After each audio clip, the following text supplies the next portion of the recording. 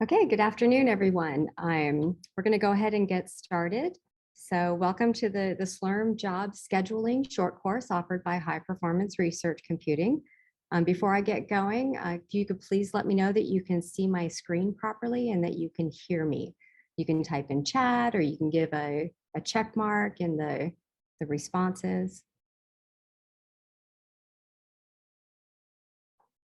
Wonderful, thank you. Okay, so my name is Lisa Perez. I'm Associate Director at High Performance Research Computing, and I'm going to be walking you through the Slurm job scheduling, mostly focusing on Grace, our new system. Okay. So a little bit about the job scheduling on Grace.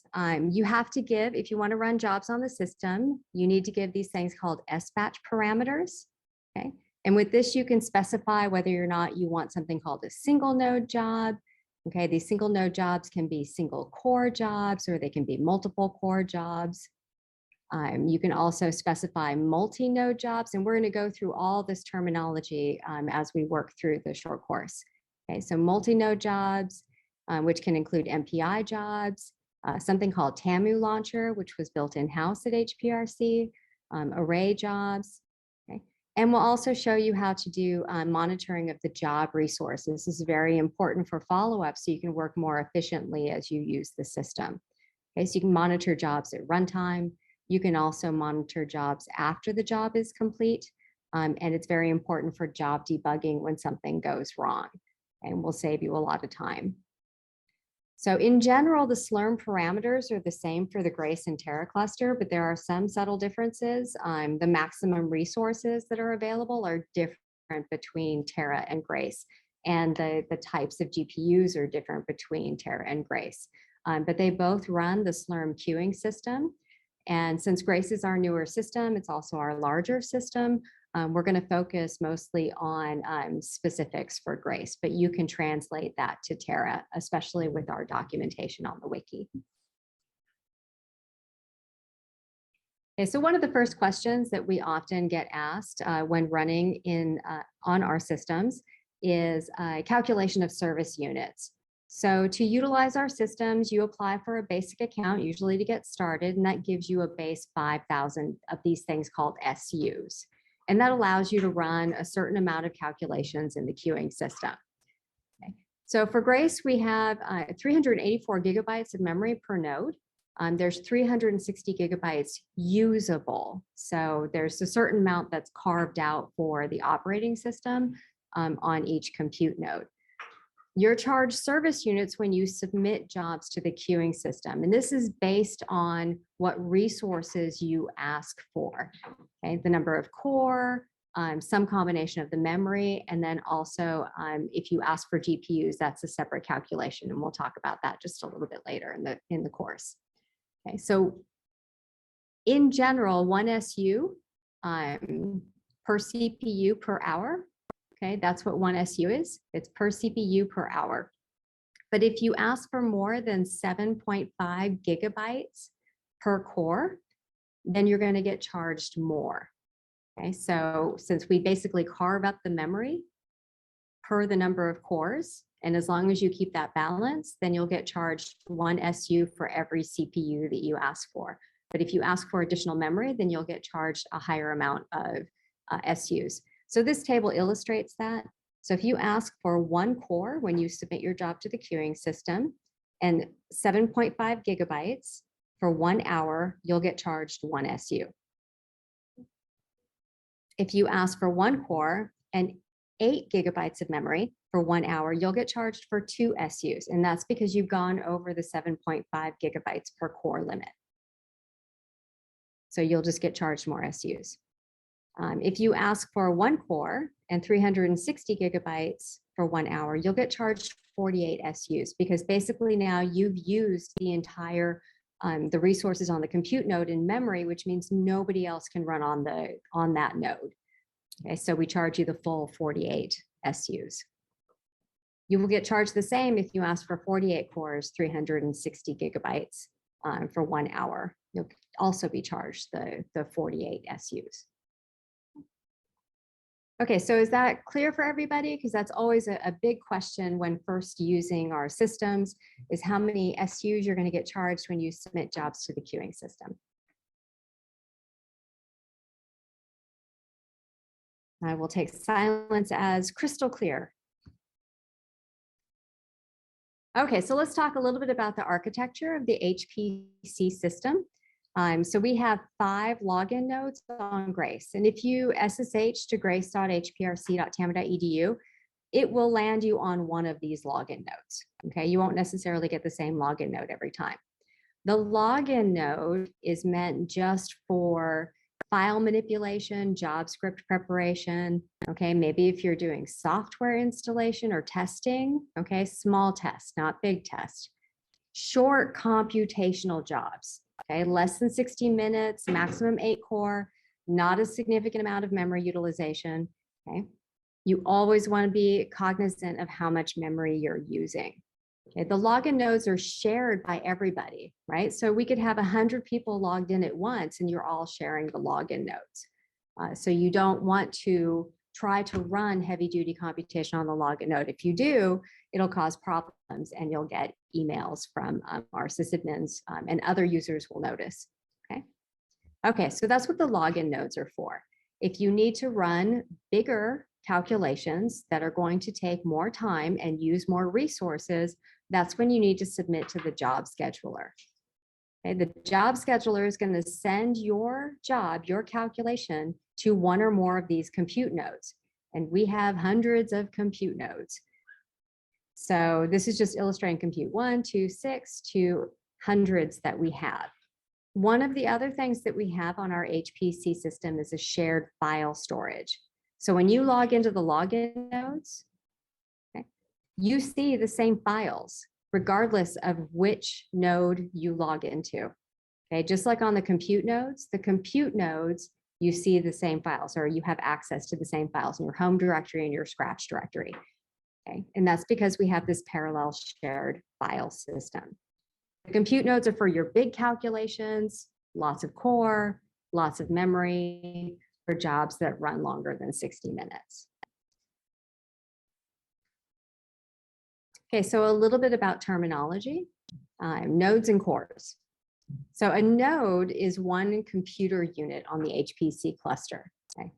I kind of like to think about a node as like your laptop. Your laptop is a node. Okay, you have the one motherboard, it has its CPU, it has its memory, everything has fast communication on your laptop or your desktop. Okay.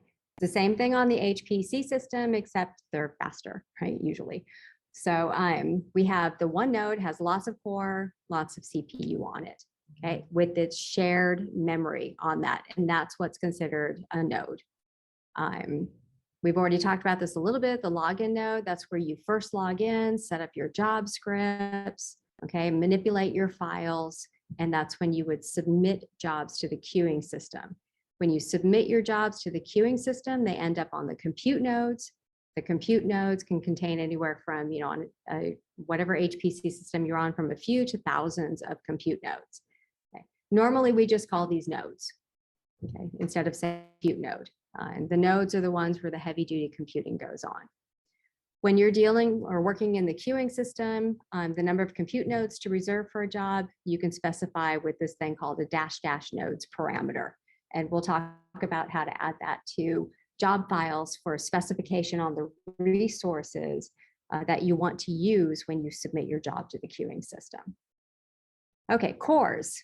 Cores for Slurm, Slurm refers to cores as CPUs. And this has been, a lot of people will use cores and CPUs interchangeably. Okay, they are different, but you have to take it within context. So Slurm is going to refer to cores as a CPU. So you'll see if you look at the hardware architecture for Grace, we have 2 CPUs on each compute node. Okay, and there's 24 core per CPU. So in total, there are 48 core on the motherboard. But when you ask for cores from Slurm, you use a directive that uses the word CPU. Okay, so you just have to take it in context on where the information is going as to whether or not you're talking about cores or actually the CPUs. Okay. So just keep in mind that when we say there's 48 cores on Grace, you tell Slurm 48 CPUs. Okay. All right, so the number of cores can be specified with this --CPUs underscore per underscore task parameter when you make your Slurm job file.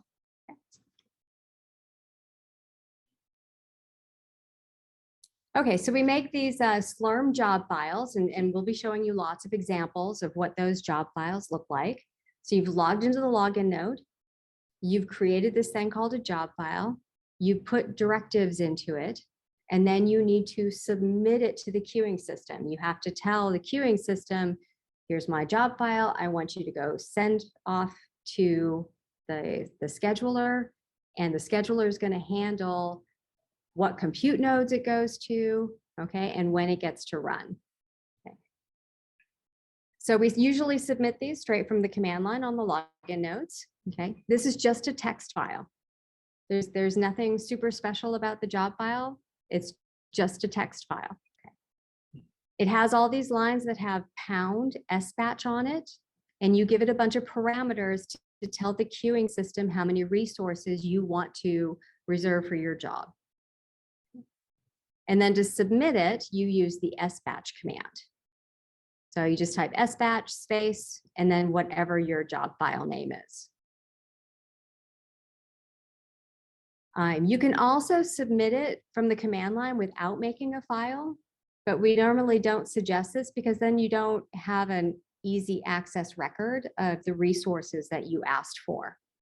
Okay, so you can also do SBatch and then give all the directives on the command line and then what commands need to be run.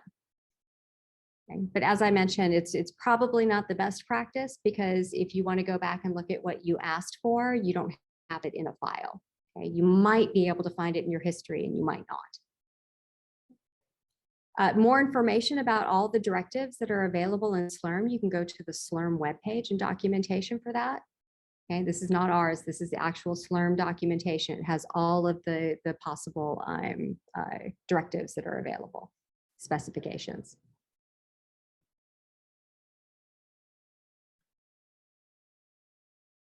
Okay, so here's an actual example of a job script and some of the parameters that you can specify. These are some of the more common parameters that would be used. You always want to start with these first two lines. Okay, this is the shebang, right? So it's a hash and a pound /bin/bash. And that just means you're using bash syntax. Okay, Linux operating systems, for the most part, people are using bash for their shell.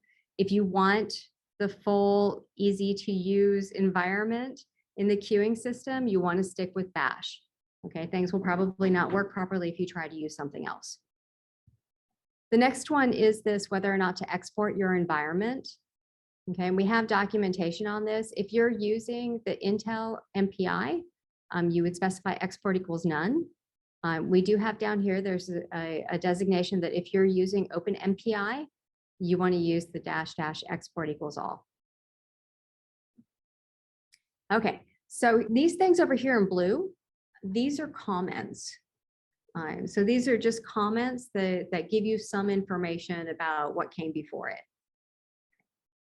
These pounds here, that does not make that a comment because it's followed by SBatch in all caps.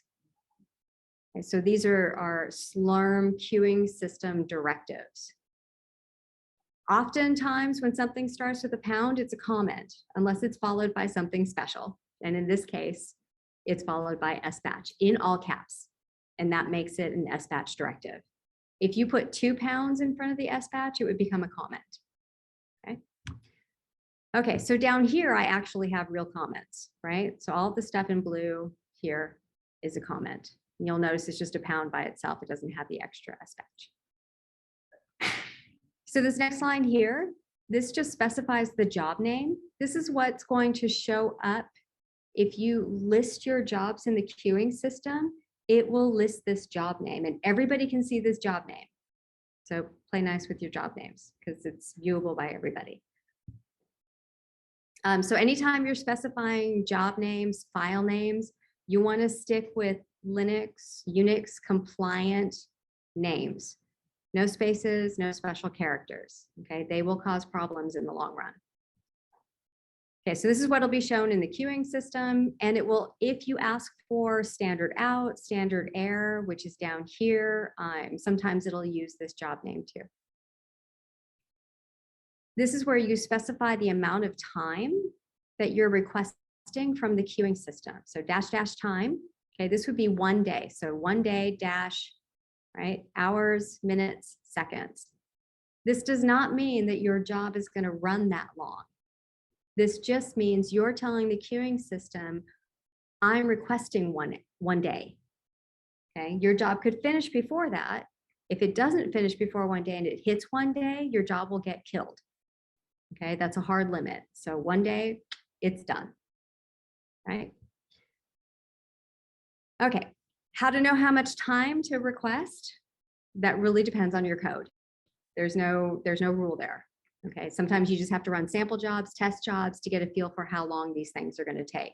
Always be conservative with your estimate of time. So always ask for more time than you think you need. You will get refunded SUs for what you didn't use.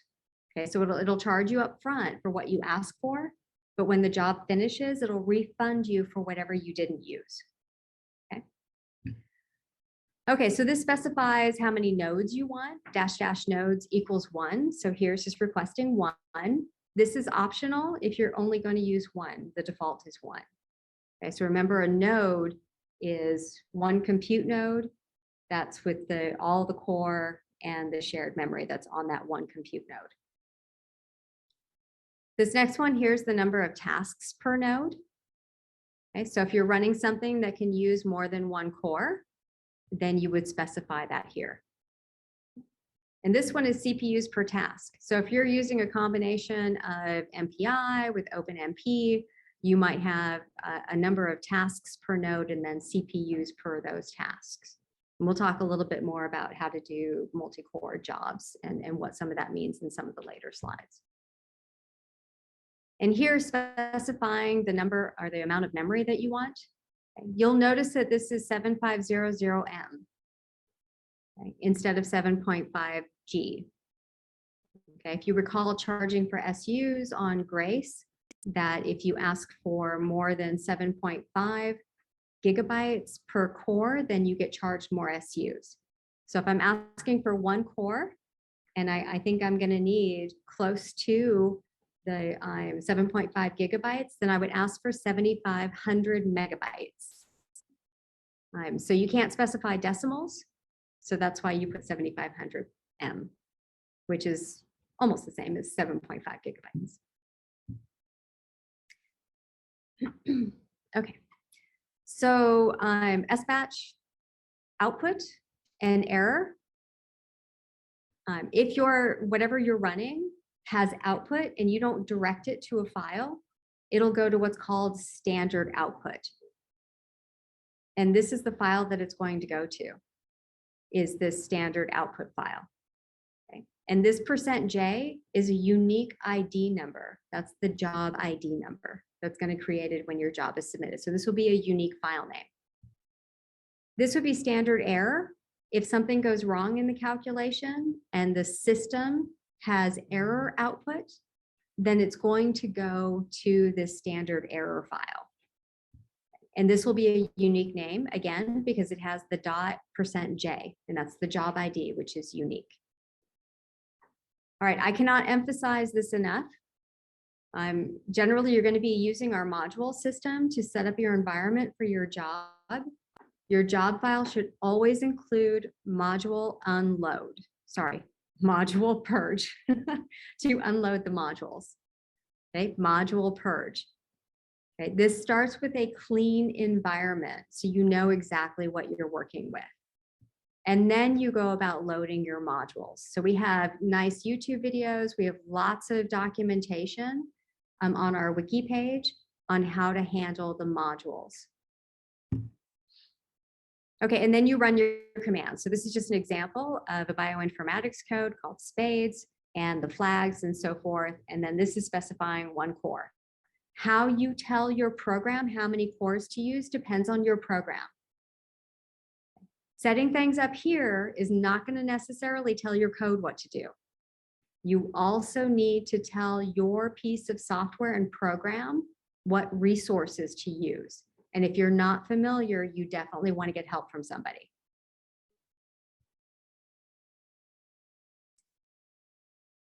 Okay, so what you call this file? You can call this file whatever you want, but generally you want to be consistent. So something.job, something.sbatch, those are very common, okay, or something.sh. So I always use .job. I know lots of people that use .sbatch, and I know other people that use .sh. Okay, so as long as you know what it is and you're consistent, it's always a good idea.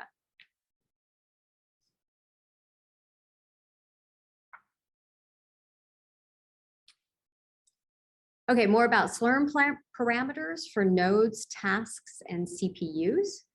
So we talked about the -- nodes. This is the number of nodes to use, where a node is one computer unit that I talked about, has shared memory, shared CPU, okay, on the motherboard.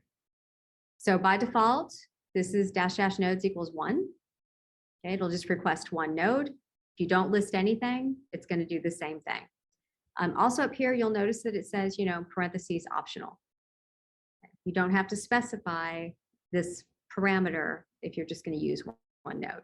If you're going to use multiple nodes, then you need to specify it. -- nodes equals 10. And there's actually more than one way to specify the number of nodes. Okay, so you can also do more than one node without actually having to specify -- nodes. And that was actually covered this morning a little bit. Okay, if you give some of the other flags.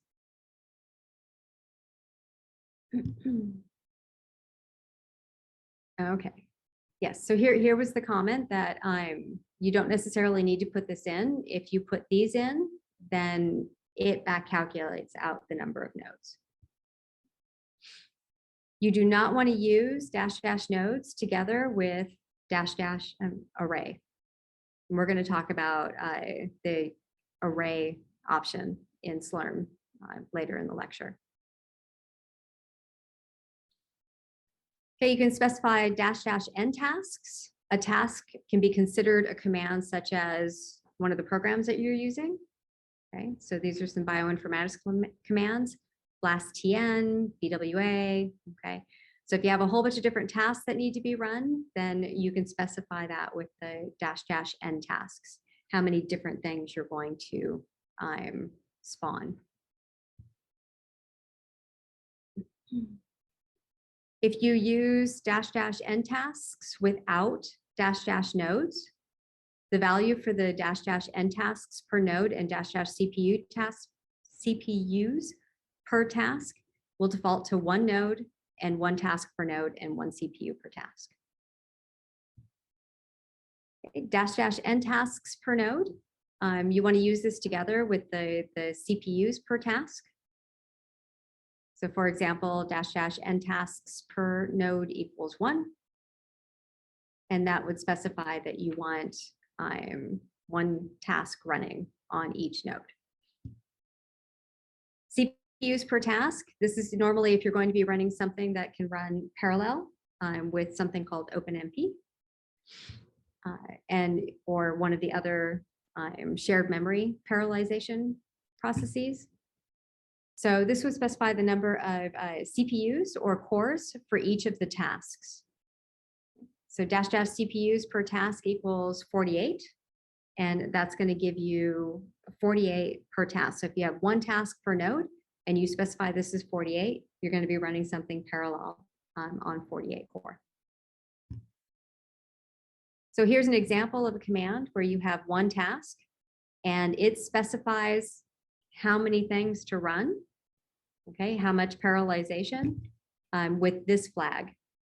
And then that says 48. So you're using in Slurm world 48 CPUs. How you specify for this for your code will be different. Okay, every code is generally unique on how they set up and specify parallelization.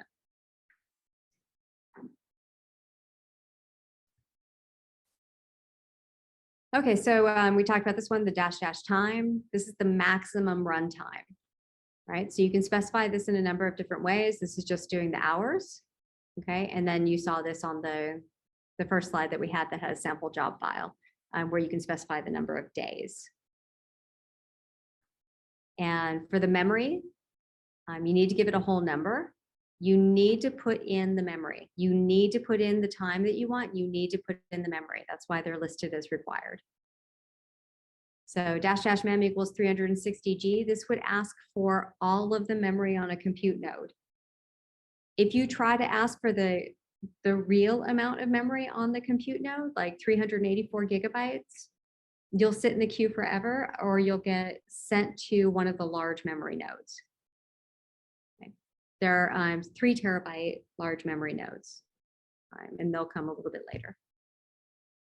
Okay, the -- job name, suggestion is to keep it short and make sure it's Unix compliant. Okay, Linux compliant. Try not to use anything like spaces, special characters, except dash and underscores. Okay. And then we talked about this, the output and the error. And you can call these different things. It doesn't have to be standard out, standard error, but I would suggest always including this %J so that you know which job it went with. And they will be unique names. Okay, so it's like a variable. Okay, but that's a Slurm variable it's pulling on. Okay, so what we haven't talked about in this lecture is the -- partition. The -- partition is going to request a specific partition, which most people call a queue. Okay, so the Slurm queuing system, queue means get in line, right, and wait your turn.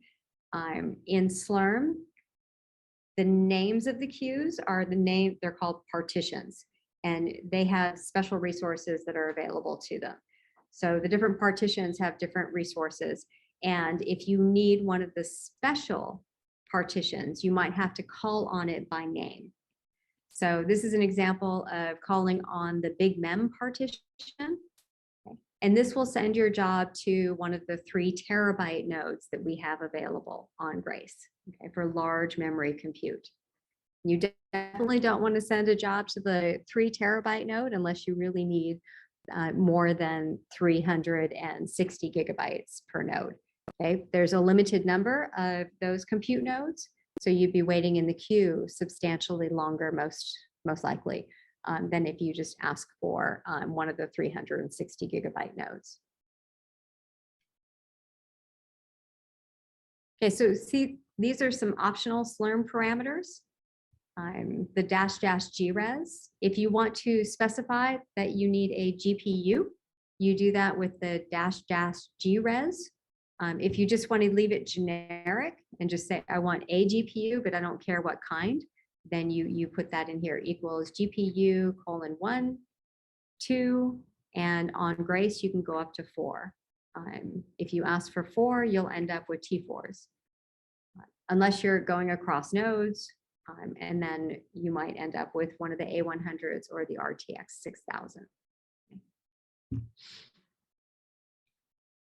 The other thing is we have an accounting system, right? That's how we charge SUs. So your account will have a specific account number. The command for that is my project. We have that on our YouTube channel, instructions about how to use my project and how to look at your accounting. We also have it on our wiki page. Okay, so I would encourage everyone to visit our wiki and visit our YouTube channel, especially the getting started. If you're just getting started on our YouTube channel, there's a nice series of 3 to 5 minute videos that go over the basics of using the systems. So if you have multiple accounts and you want to specify different accounts in your job file, you would do that with the -- account, okay? And you need to put in here an actual account number. It's like, I don't know how many digits it is, but you can't put the word account number. It actually is your account number. And it's not your PI's account number.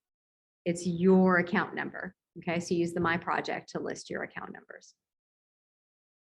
Okay, you can receive email depending on the status of your job. You can receive an email when your job starts running. You can receive an email when it ends, when it fails. There's a whole bunch of different options, or you can receive an email for all of them. To do that, you have to put in this --mail-user directive, okay, parameter equals your email address, okay? So not my email at tamu.edu, not netid@tamu.edu. It needs to be your email address, okay? And then you'll receive an email for it. All right, yeah, so this is how you specify what you want to receive the email for. You can also do some dependencies, and this can come in very handy. Let's say you have a multi-step job and you don't want one job to start until another job has finished. So you can actually put in a dependency that says after this particular job finishes, then you can try to start running. So you'll sit in the queue and it will, if the queuing system decides that that job can run, and it sees this -- dependency before it starts your job, it'll say, oh, but that job hasn't finished yet. So I'm going to put you back in the queue and then I'll come back and check on you later. Okay. So -- dependency equals after OK, colon, and then the job ID. And this needs to be the actual job ID. It's a number. And you can find your job ID using this command, sq space -u space, and then the username. Or sorry, you can use this variable, $, all caps, user. Okay, and that will work because that is set to your username.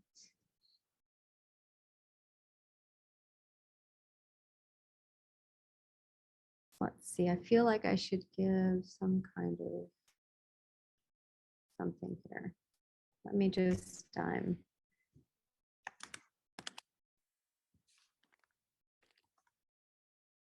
okay, so I'm going to go ahead and log in.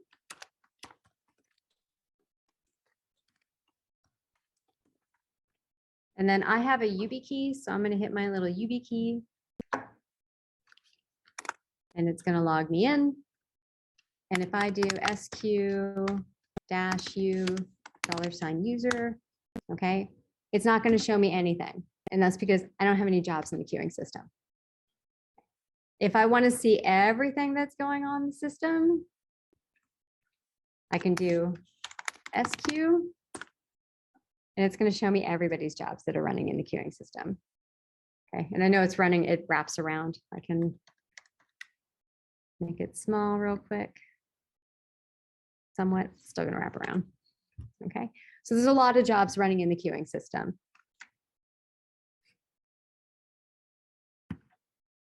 So this is what allows us to have many, many different users utilizing lots of different resources. Okay, and everybody getting their fair share of the system. And that's what the queuing system is for. It's to control the jobs of all of the users and make sure that everybody is using the resources efficiently. But it does require that you have to have some idea of the resources that you're going to need. And that's where, some benchmarking and getting help from people comes in. Okay, so we will take I forgot to mention this at the beginning. We started at 1:30. We'll take a break at about 2:20 for about 10 minutes. Okay, just so you think I'm not going to rattle at you for 2.5 hours straight. So we will take a short break in just a little while. Okay, so we're going to talk about single node jobs and focus on that for a few slides. So single versus multi-core jobs. When to use single core jobs, the software that you're using can only use a single core, and there's a lot of them out there. Okay, so one of the things that, HPC systems, they have a lot of core available and they have a lot of fast communicating core, but sometimes what you have is just, thousands of single core jobs that you need to run. And that's where HPC can become very useful.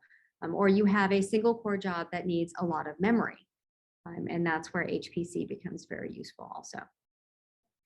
So you would use a single core job when your program can only run with a single core. Use a multi-core job when your software supports it.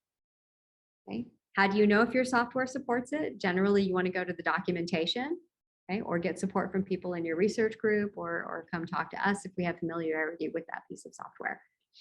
Okay. Usually there's some directive that you give your piece of software to tell it how many core to use. And as I've mentioned, every piece of software generally does it in a slightly different way. Okay, so you usually need to go read the documentation. And then you need to configure your job script, put in the software command options to utilize the number of CPUs that you've requested from the queuing system. Okay, so as a reminder, Grace has the 384 gigabyte memory compute nodes. There's 48 core per compute node, but only 360 gigabytes of usable memory.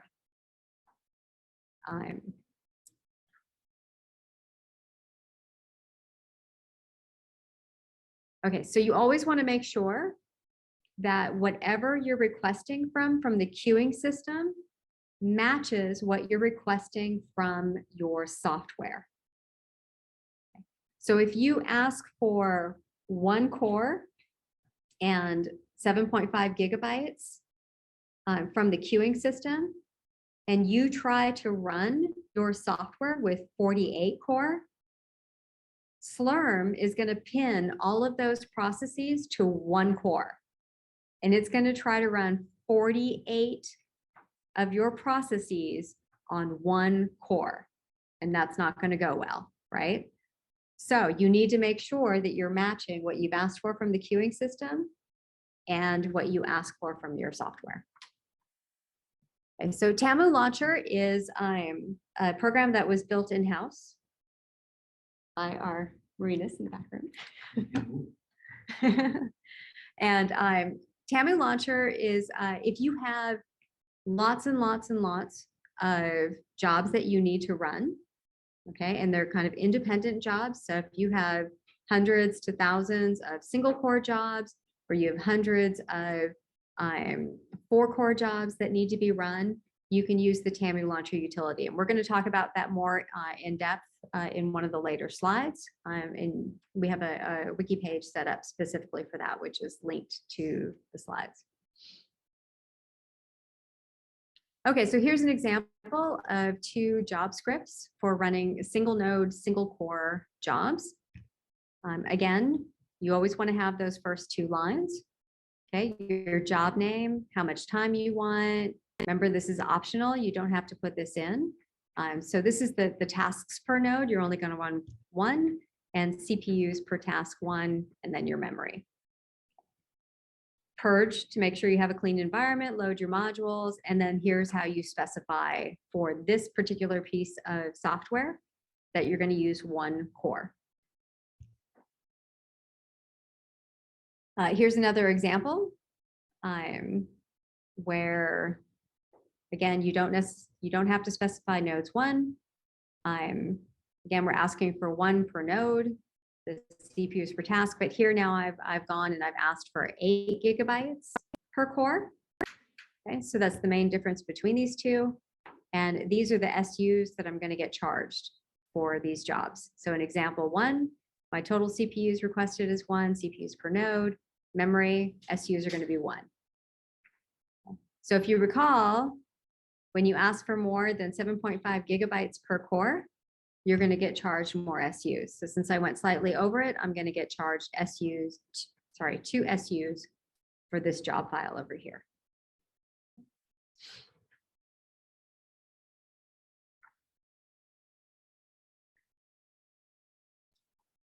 Okay, a little bit more about --n tasks. So if you just specify --n tasks equals 1, then it's going to set the other parameters for Slurm to default values, okay, based on the --n tasks that you specify. So if I do --n tasks equals 1, it's going to request 1 node, 1 CPU, right, and 1 task. So you're going to have 1 CPU per task. If I specify --n tasks equals 48, still one node, okay? But now the number of CPUs is 48, the number of tasks is 48, and the CPUs per task is 1. So if you only use --n tasks, it's going to set defaults for other things.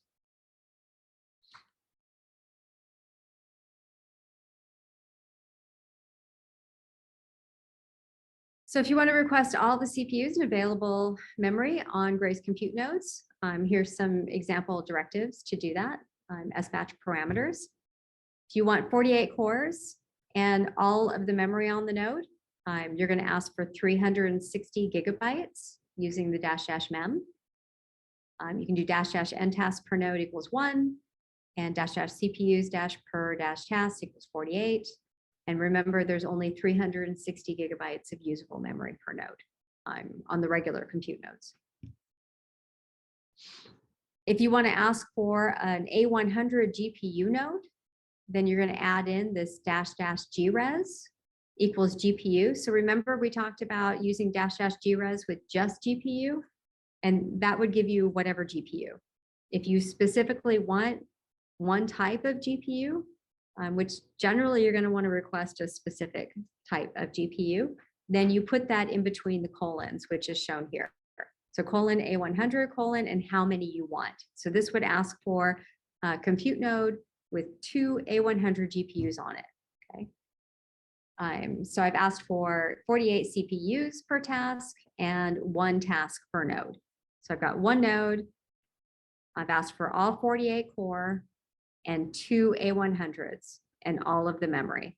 If you're going to ask for all of the core on a node, ask for all of the memory. It's yours anyway.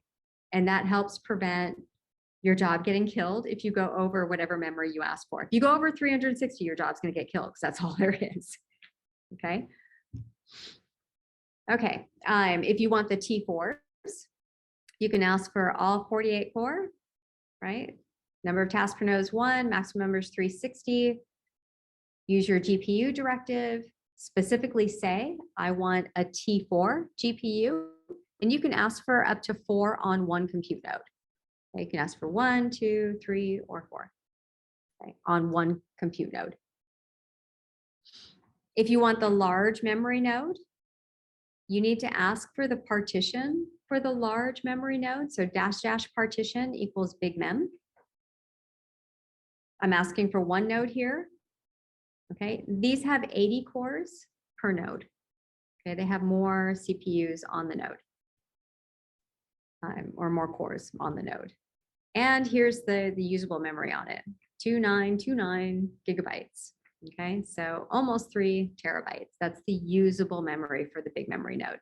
Again, if you're going to ask for all the core on the big memory node, ask for all of the memory, okay, because the node is yours anyway.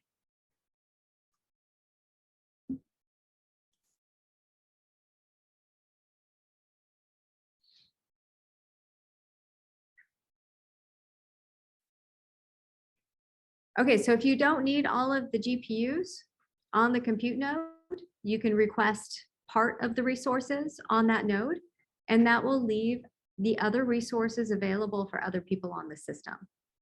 Okay, so it'll allow you to share the compute node resources with other people on the system.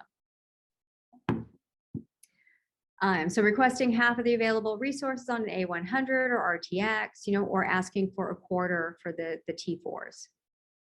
And that leaves, like I said, those other resources available for other people. So here, if you wanted one of the A100s, okay, you could specify 24 CPUs per task and half of the memory, 180 gig. And if you really don't need 180 gig, you could lower that and allow other people that need larger memory jobs, but you'd have to have a good feel for the amount of memory that your job needs. For the RTX nodes, you specify RTX. We have a smaller number of the RTX GPUs, RTX 6000 GPUs available. You could specify one of them, again, 24, which is half of the core on the node, and 180, which is half of the memory. And then for the T4s, if you ask for one of them, then you would ask for a quarter of the core on the node because there's 4 T4s. Okay, if you just wanted to parse up the compute node, and then 90 gigabytes. And that would leave the other resources available for other people that need a T4.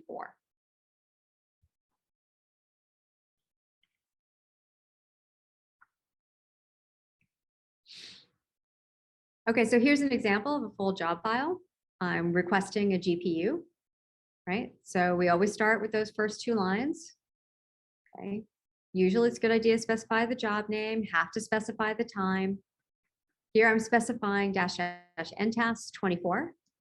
That means I want 24 core, right, in this instance. And then I specifically want an A100 GPU, and I only want one of them. So I put :1. And then I'm going to ask for half the memory because there's 2 A100s on a compute node. So 180 gigabytes is half the memory on our standard GPU nodes. Always unload your modules and then load the required module for whatever you're going to run, and then you run your command. Now, utilizing the GPUs is just like utilizing the CPUs and utilizing the memory. Your code has to know how to do it, and you have to give directives to your code. Your code has to know how to use an A100 and the resources that are available on it. Okay? So whether your code knows how to do that or not really depends. So again, you have to go look at the documentation or ask people that you work with that code, or possibly come ask us for help if we're familiar with that code. Okay, so here's just a synopsis of what I discussed and the resources that we have available for those different GPUs on Grace. So just as a real quick, before we take our break, on Terra, we have K80s and we have a couple of V100s. So it's the same basic setup. We used to only have K80s and we added some V100s. So if you just specify GPU, you could, I think you end up on the K80s. If you specifically ask for if you specifically want to run on the V100s, then you put in the :, and I believe it's V100, and that's documented on our wiki for Terra. Okay, and how many there are on those nodes and the resources.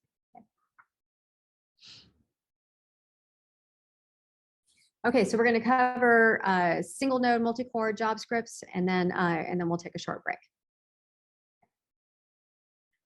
Okay, so here we have, like I said, single node.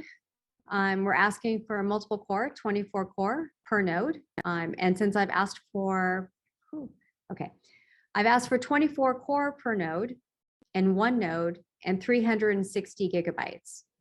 Okay, so can anybody tell, don't look at the bottom. Can anybody tell me how many SUs you're going to get charged for? Is it going to be 24? It's going to be 48, right? Because I've asked for all the memory on the node. And if I've asked for all the memory on the node, nobody can use those other CPUs. So you get charged for everything on the node. Here I've asked for 48 core and 56 gigabytes on my node. So what am I going to get? What am I going to charge for that one? 48, right? Do you think it's a good idea to ask for 56 gigabytes when I'm asking for all 48 core?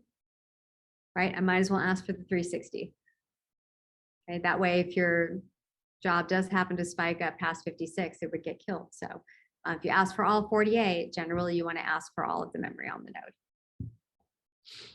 Okay. Oh, there's a mistake here. What should this say? This is how I see if the audience is paying attention. Okay, so what is this supposed to say here? It should say 24. Okay, so if I run with 14 and I ask for 24, that means 10 CPUs or 10 core are going to be sitting there idle doing nothing. Okay, so anyway, so that generally should say 24. All right, and we already went over the SUs that you're going to need. Okay, so You'll notice that these are much higher numbers, right? And that's because this is for a full day. So it's 24, right? Times 24 to get the total SUs that it's going to charge. Okay, 24 core for 24 hours. Okay, so we're gonna because it's 2:20 and probably everybody's brain is melting down now. So we're gonna take a 10-minute break, and then we'll get started on Slurm environmental variables. And I'll be here if you have any questions in chat for the remote participants. So there's a question in chat, and it's a very good question. I'm on one of our previous clusters, the large memory nodes had a different type of CPU on it. The architecture was slightly different, and you had to load different modules for it. I believe that is not the case on Grace, but I'm going to double check on that and get back to you and put that in the chat.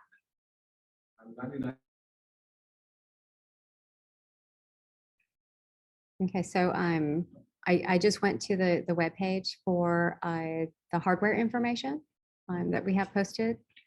And I just wanted to double check to make sure the processor type was compatible. So for all the compute nodes, we have the Cascade Lake. Okay, it's 3 gigahertz, 24 core. And on the large memory nodes, it's also Cascade Lake. Okay, it just has a slower clock speed. Okay, and there's more processors per node. And that's how you end up with the 80 versus 48. So they are compatible and you do not need to load different modules.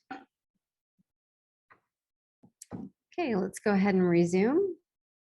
So let me talk a little bit about Slurm environment variables. These are very helpful in helping you set up your job files so that you're consistent with what you've requested from the queuing system and what you request from your piece of software. It will also help you with some other things that you might need to do, like changing to specific directories so that you can have more generic job files and there's less things that you have to manually update. Okay, so Slurm has a ton of environmental variables that it sets. And one of the ones that is very helpful is if you're setting the -- CPUs per task, you set that here to like 48. Slurm sets an environmental variable called all caps Slurm underscore CPUs underscore per underscore task.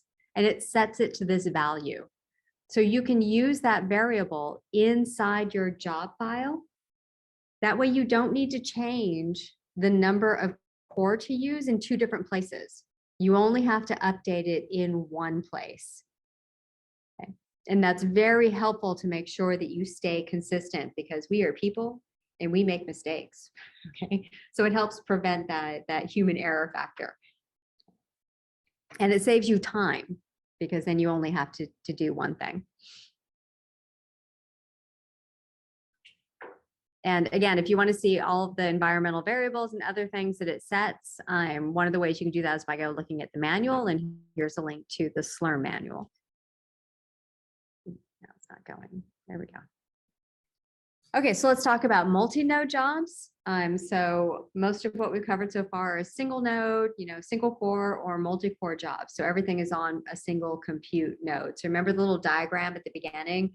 There's the login nodes, there's the scheduler, and then there's a whole bunch of compute nodes. Okay, if your code has the capability, you can run across the different compute nodes. Okay, and you're not stuck with a maximum of 48 cores for your parallel job. Okay, but you have to tell the queuing system that you want to do a multi-node job. So you can specify this using -- nodes equals 2. Okay, this would specify I want 2 nodes, how many tasks you want per node, and then the CPUs per task. So if you're running off node and you're running a single task, chances are you're using MPI to do that. Okay, so what you put up here for the first 2 lines depends on whether you're using Intel MPI or whether you're using Open MPI. Okay, so this is indicating Intel MPI, and it will set up your environment for that. Okay, and then these are Slurm sets up the settings that MPI needs to know where to send all of those different processes. Okay, so Slurm handles that for you.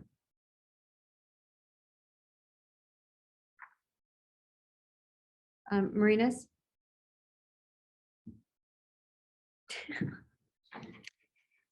I don't know. Nothing changed on my computer.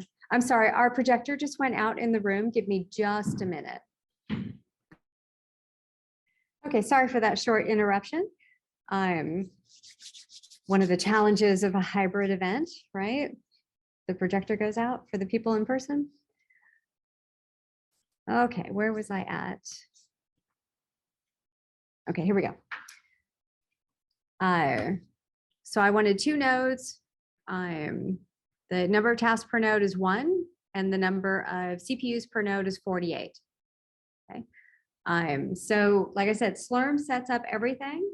If you're running an MPI job, to tell MPI how to parse up those processes, okay, and to send them to the different compute nodes. So this should run 48 core on each compute node, and there'll be 2 compute nodes. So there's different ways that you can specify that. You can specify dash nodes with the end tasks instead of just putting dash end tasks. It really depends on some of that is your personal preference on how you like to set things up. But you can also specify just the dash end tasks, which we talked about previously with, yeah, okay. So here's an example of using dash nodes equals 2 with n tasks per node, 48. Okay, and these are all of the things that it'll set automatically. This is what Slurm is going to expect that you're going to be using. Okay, 2 nodes, total number of core will be 96. Total number of tasks are 96, and CPUs per task is 1. Okay, and you'll get 360 gigabytes per node. Okay, so this memory specification is per node, not total memory. It's the memory per node. If I specify dash nodes equals 1 and dash n tasks equals 48, okay, number of nodes is going to be 1, CPUs is 4, tasks, sorry, 48, tasks is 48, CPUs per task is 1.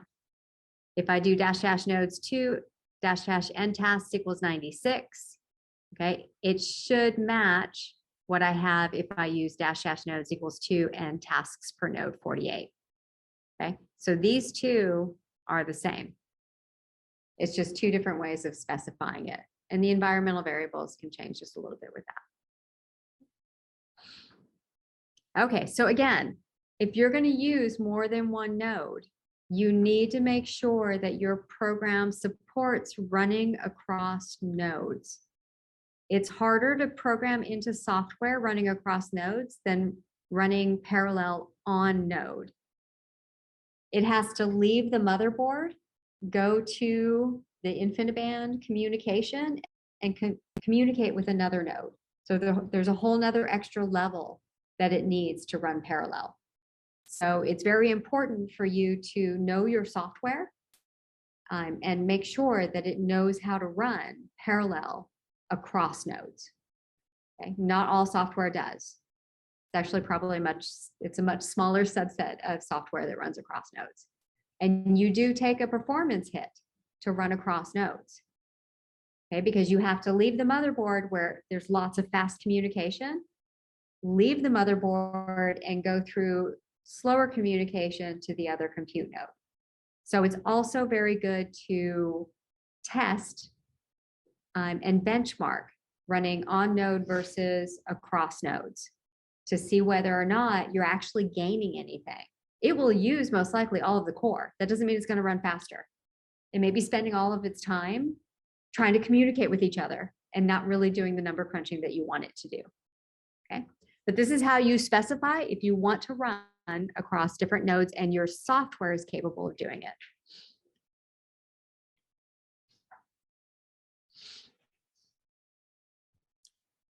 Okay, so Okay, so here once again, we have our first two, and this is the reminder of what to use if you're using Intel versus OpenMPI. This is a sample job file for something called Moose. So the job name, they just specified Moose here. One day, I'm gonna run with 10 nodes. Okay, so Moose can really parallelize if your system is big enough. That's also the other caveat. Even if your software is capable of running across nodes, if you ask for too many nodes, that can actually slow down your calculation. Okay, so that's where the benchmarking also comes in, is becoming familiar with how well it will parallelize based on the system size that you're running. Okay, how big is the problem? So we have here a 10 node job, 1 task per node, and 48 CPUs per task. Okay, so we're going to run with 48 core per node and on 10 different nodes. And I want all of the memory on the node, right? Which is generally what you ask for if you're going to ask for all the CPUs on the node. Purge my modules, good practice, right? And then load the modules needed for Moose. And then here is my MPI run command. So like I said, generally, if you're running across nodes, you're using MPI, most 99% of the time. So here we've got -np and 480. So this is the total number of core that's going to be run. And this one specifically specifies the number per node. This is the path to the executable and then Moose. So this is how we're telling the piece of software what resources to use, which needs to match what you've asked for up here. Okay, so you need to make sure it's consistent. And it can be different for every piece of software. Okay, so you always need to check how your software does it, even with the MPI run command. Okay, so this is just a synopsis. I wanted 480 total, 48 CPUs per node, 360 gigabytes per node. If I submit this job, it's going to pre-charge me 11,520 SUs. If my job finishes before one day, I will get refunded whatever I didn't use.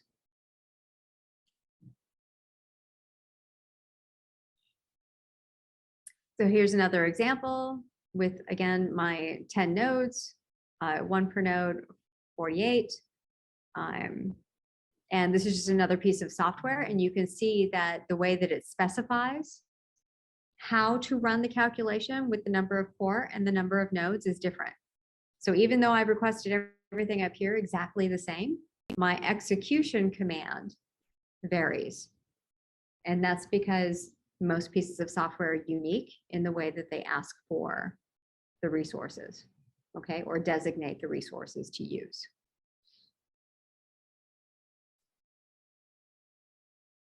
So everything else here is the same, 480 total CPUs requested, 48 per node, 360 gigabytes of memory, and I'm going to get charged up front for all of the SUs that I've requested, and will get refunded whatever I don't use. Okay, so let's say you have a whole bunch of jobs that you need to run. Maybe they're single core jobs, or maybe they only use 4 core per job, but you have hundreds to thousands of them.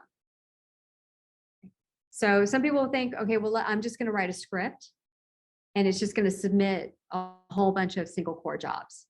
Queuing systems don't like that. It's a lot of overhead for them. Okay, and it's overhead for you too. It's going to generate a lot of files. Okay, it's going to tax the queuing system, because if you submit 5,000 jobs rapid fire, the queuing system has to handle that. Okay, it has to accept the jobs and process them. And I don't remember, Marinus, do you remember what the limit is for the number of jobs that you can submit at one time total? No, for in general. 300? Yeah. I don't remember the exact number, but there is a limit to the total number of jobs you can submit to the queuing system at one time. Okay, and there's good reason for that. That's because we have a lot of compute nodes. We have a lot of people using them. Okay, and it really stresses the queuing system if you submit a whole bunch of single core jobs and it's not efficient. So we have this Tamu launcher, like I said, that was built in-house. And what you can do is it will submit a single job and it will launch thousands of your single core process or however many you have. Okay, you just have to give it a commands file and you have to know how many nodes you need and how many cores that you're going to use. Okay, so we have a lot of really good documentation on this. You can go to our wiki to run the Tamu launcher. You put it in your job file. You have to give it a command file, which I'll show you what that is and the types of things that might be in it. The other very nice feature of the Tamu launcher is if you use that to run your many single core or small multi-core jobs, if you run out of time in the queuing system, you can resubmit it and it knows what finished properly and what didn't, and it'll start where it finished last. Okay, you can also check the status of all of those little jobs that are running, so it will keep track of all of those things. Okay, so this is the command that will let you check the status of the different commands that you've run in the file, let you know what's completed and what's not. Okay, so you just set this up just like you would any other job file. You just have to give it some additional information for the actual Tamu launcher command. Oh, and you can run this on the login node. Sorry, you can run the Tamu launcher on the login node. Okay, and it will do everything for you for the most part. Okay, so here's an example of how you're going to do this. So this is an example of a commands.txt, okay? And you can have 500 lines in here. So here's an example that the lines keep going, 500, 1,000, whatever the number of jobs that you have to run. So these are all single core jobs. So if you made a single job file for every single one of these and submitted them to the queuing system, you'd hit the maximum number of job limit. It would be inefficient. You'd be generating more files than you needed to. Okay, and it would bog down resources for other people for the queuing system. So the Tamu launcher will handle that for you. Here's a Tamu launcher job file to run this commands file. Okay, so you specify how many nodes you want, right? Just like you would with any other job, the number of tasks per node and the CPUs per task. So since these are single core jobs, you specify 1 CPU per task. So it's going to, Tamu launcher will send these jobs out to 10 different nodes. Each one of these is a task,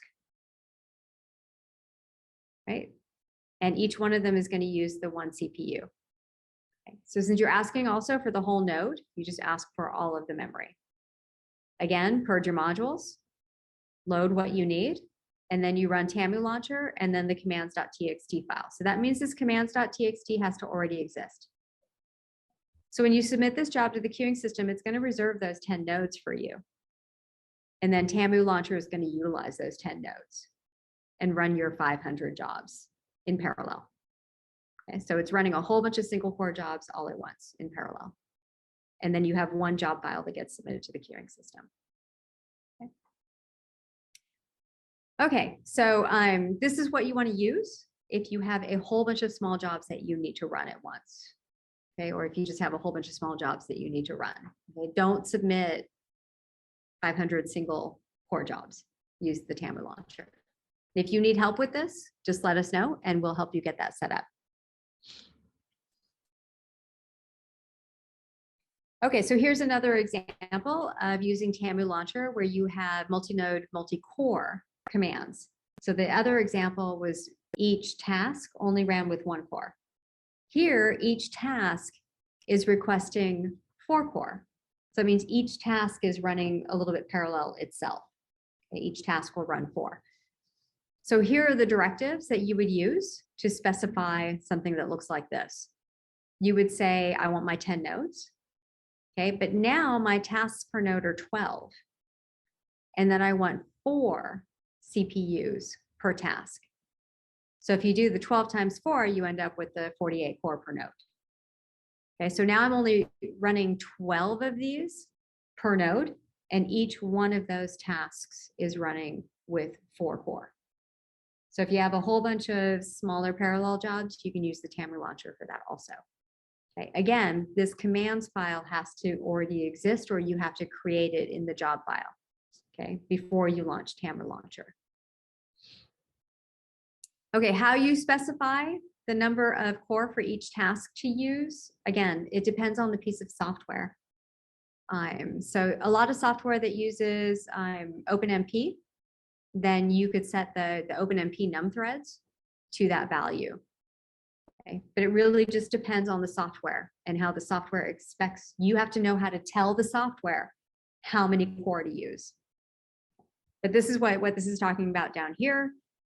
So OMP underscore num underscore threads. If your software uses OpenMP, this is what you could use to set those number of core. And you can use the Slurm environmental variable, Slurm underscore CPUs underscore per underscore task.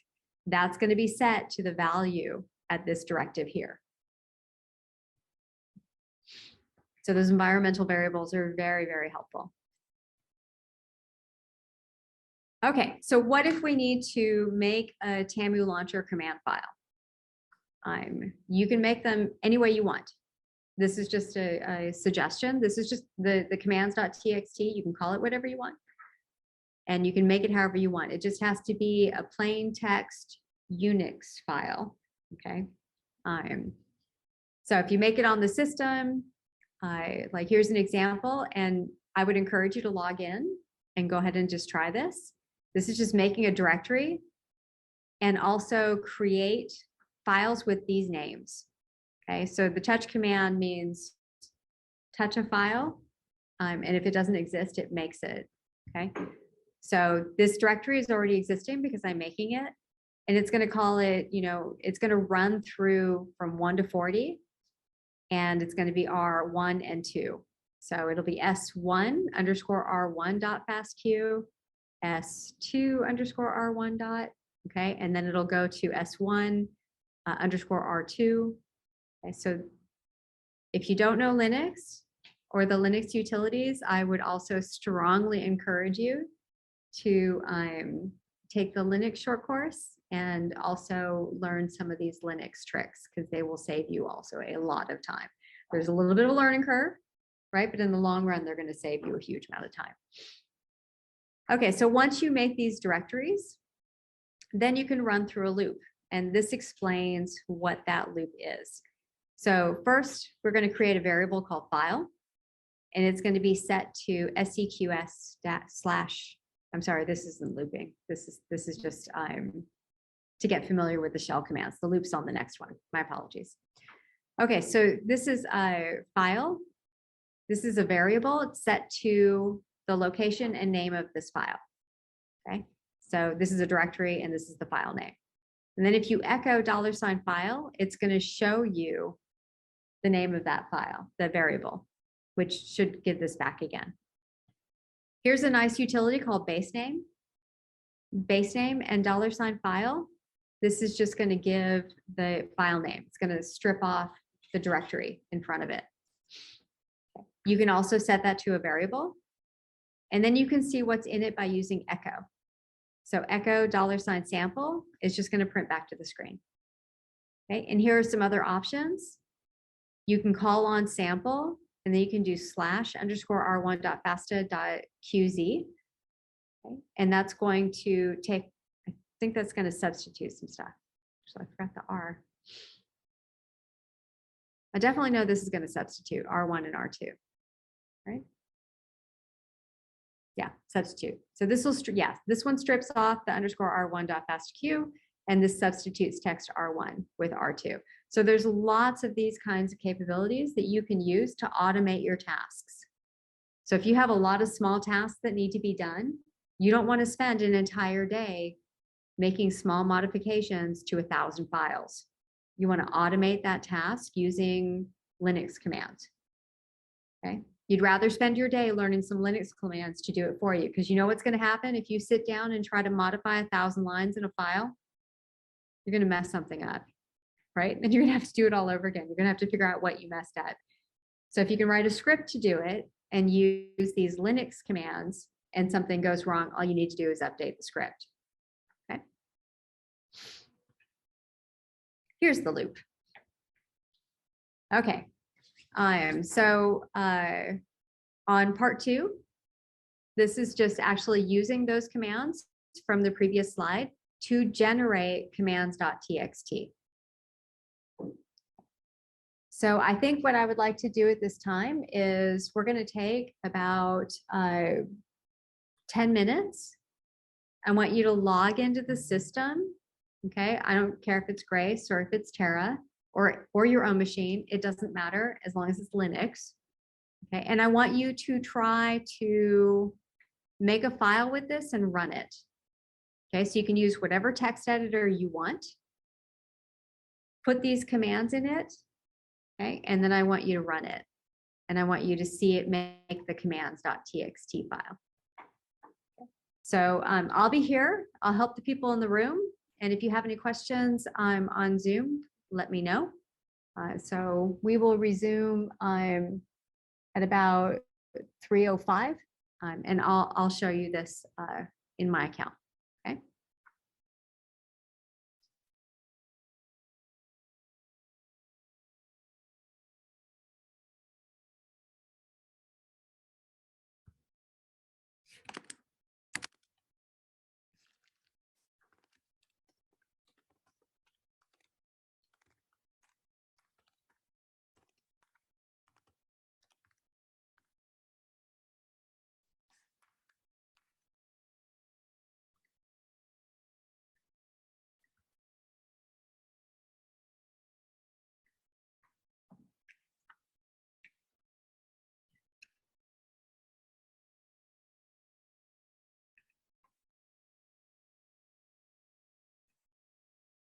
Okay, how many people succeeded in generating and running the little script? So I did put in the chat because I know the slide wasn't showing. Hopefully you have a copy of the slides too. That you have to make those files before the script will work. So I always put up top of my bash scripts, the shebang, okay? And then this is just looping over all of the file names. So for file in directory name seqs / is a wildcard _r1.*.gz. Okay, do this. So for every file that exists that matches this pattern, it's going to run through that loop. And it's going to set this variable to $file. And then it's going to set this variable to $read1, substituting _r1 dot with _r2 dot. And then it's going to set sample to the base name. So it's going to strip off the leading directory. Okay. And it's going to substitute in, or it's going to take off the _r1 dot fastq dot gz. And then it's going to echo the command. And then it's going to say done.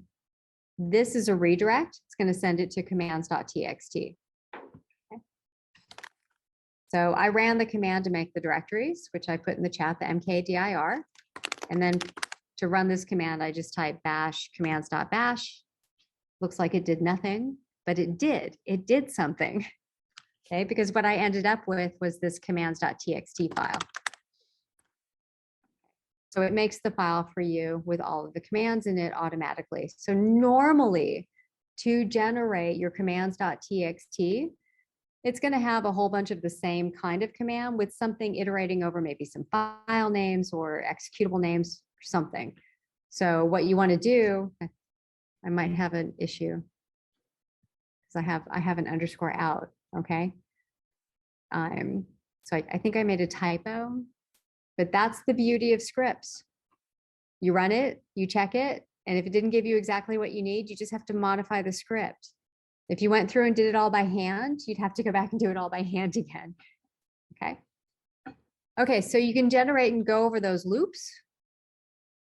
Okay, so you just need to find the right loop to get it to generate the commands.txt file for you. And that just takes a little Linux skill. Okay. So did anybody succeed? Did anybody try?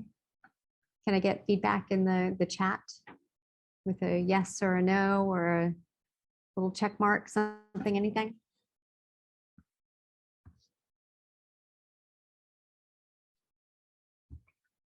Okay, we will move on then. Okay, so that's how you can generate a commands.txt using Linux utilities. You can use whatever you want as long as you get a commands.txt for your Tamu launcher. Okay, so this is just a listing of other useful Unix commands having to do with substitutions for your variables. If you need to generate in an automated way your commands.txt where you have some changes in the patterns. Okay, so this goes to pattern matching and making substitutions. Okay, so this will drop the beginning of a variable up to the first occurrence of whatever this is. This will drop to the beginning of the variable value up to the last occurrence of whatever you put in here. Okay, we'll drop the variable value of the last occurrence up to that to the end. Okay, and this one will be the first occurrence. And this is a small subset of what you can actually do. These are the most common and helpful ones. Okay, and there's a lot more out there. And this just goes through an example of if you use these commands, what it'll give. Okay, another way that you can launch a whole bunch of jobs is using the array, the Slurm job array. Generally, I have not had a whole lot of experience using the Slurm job array. The calculations that I normally do are very intensive and so more single jobs instead of a whole bunch of jobs. But generally, my understanding is for the Slurm job array, you don't want to use this to spawn the sheer number of jobs that you would use Tamu launcher for. So this is if you were spawning a number of smaller jobs. So you'll see in this example, this is like for 24 jobs, 4 different jobs, things like that. So again, you still have a commands file and you're giving a designation using the -- array as to in your file, which commands you want to run. You want to make sure that you never combine -- nodes with -- array. It's one or the other. These values that are listed here go with the Slurm array task ID. Okay, that's the array index value. And let's see. Okay, so maximum array size is 1,000, and the max total pending running jobs, I guess, is 1,000. Marinas, can you tag somebody and double check that to make sure it's still 1,000? Yeah. Yeah. So we're double checking on this maximum array size and total running jobs to 1,000. That has changed over time depending on any problems that we run into when the system is loaded and there's lots of jobs coming in at once. Okay, so anyway, there's definitely a limit to the array size and the number of jobs that an individual user can submit to the queuing system at one time. Okay, so that's important to keep in mind. So it can help prevent reaching the file and disk quotings due to lots of intermediate files.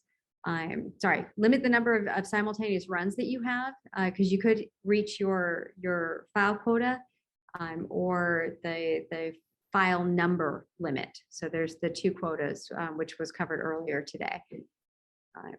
As one of the jobs completes, the other one will start. Okay, so if you want to limit the number of jobs that are running at one time, you can specify it this way with the -- array equals 1-40, and then you put a % and then the number of jobs running at one time. So you can limit it to 5 running at a time instead of it trying to spawn all of them at one time. So here's an example of a job file that utilizes arrays. So you specify that you want 1 through 40, maximum of 5 running at a time, the number of tasks per node, and the CPUs per task. Okay, again, you don't specify the number of nodes when you're using array. It handles that for you. So to get it to run those commands in the array, you again need a commands.txt file. Okay. And you can run those commands using something like this. So you can say command is equal to, and you can call on your file, and you can call a certain line in that file. And that's what this sed command is doing. So sed-n, you say the array ID, and that will pull that line number from the file because there's a P right here. So this is using the sed utility to do it. There's other ways of doing this. This is one way to do it. And then you have your commands.txt, and then it runs it. So your commands.txt file, let's say you're on the array number 5, on the array number, let's do 6. You're on array number 6. This will pull the 6th line from your commands.txt, and whatever command's on that, that's what it's going to run next. Okay. And then it's going to iterate through them until all of them are done. Okay.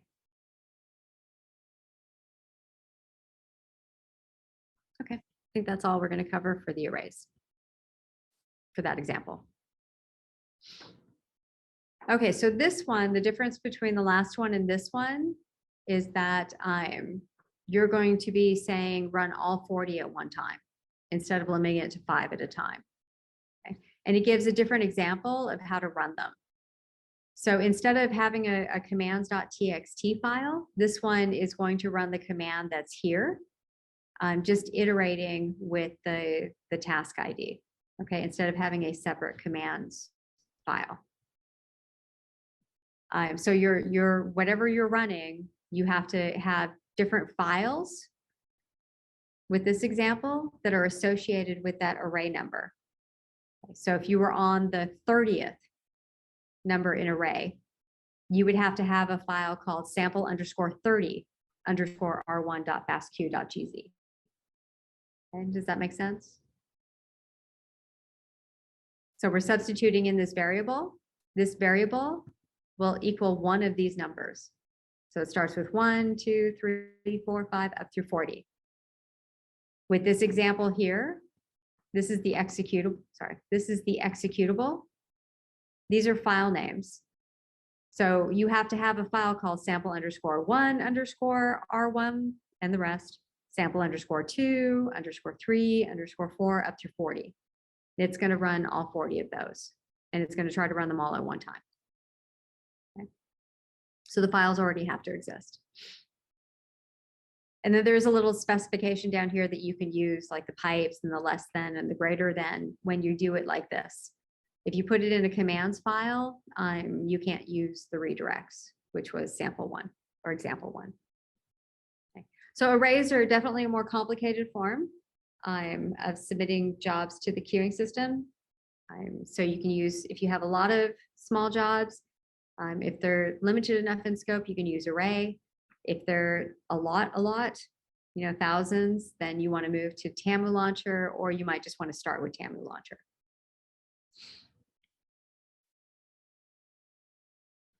Okay, so here's a list of useful Slurm runtime environmental variables.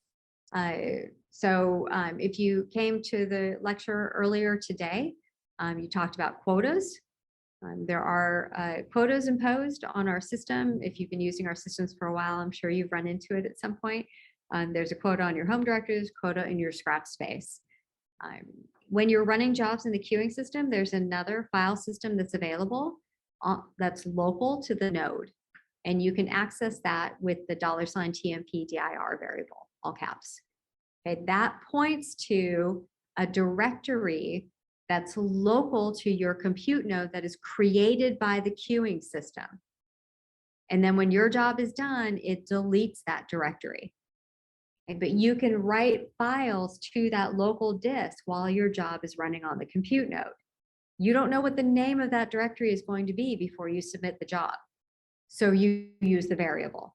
Okay, so here's an example, running SAM tools, sorting, pointing to $TMP_dir/sort.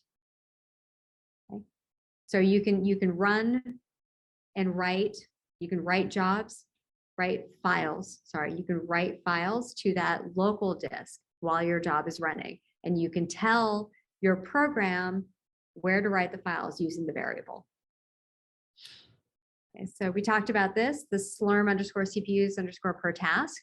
So when you set this directive, this variable is going to get set to that value.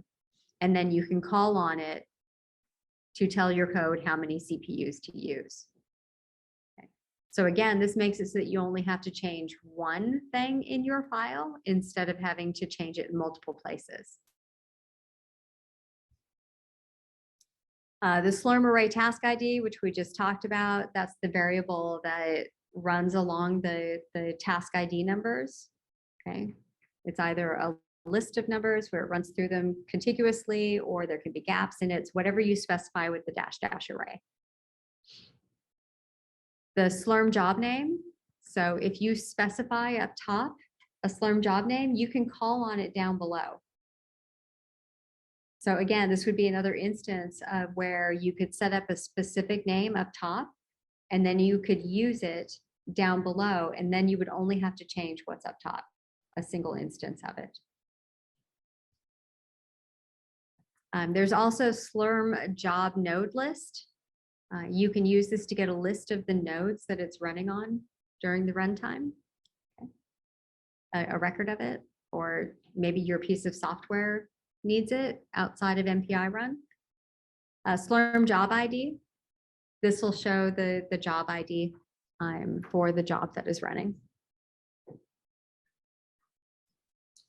These are just Unix environmental variables, which are very useful. You saw me use the $ all caps user, like when you do SQ. If you wanted to always work for whatever account you're in, or you want to pass off, files to somebody else, if you use $user, it dynamically updates to whatever user is running the script. Okay. So it should be set to your net ID on the system because that's your username. So if you type echo $variable, it's going to tell you the value of the variable. The $ means this is a variable.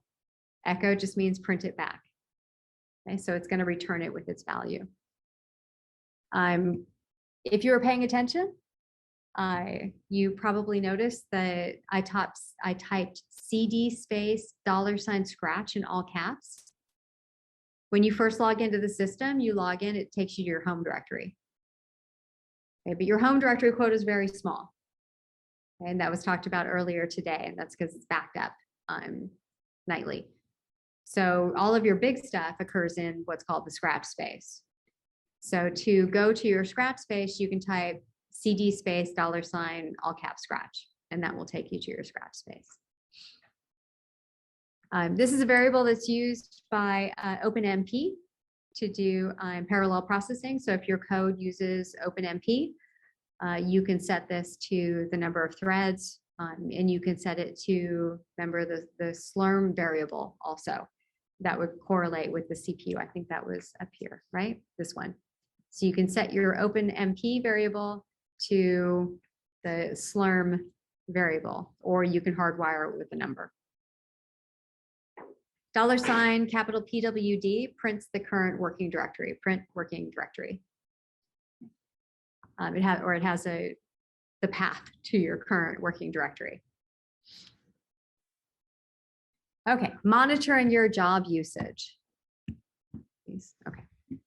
This is very important. You submit your job to the queuing system. You can use SQ to see whether or not it's still queued, pending, running, what state it's in.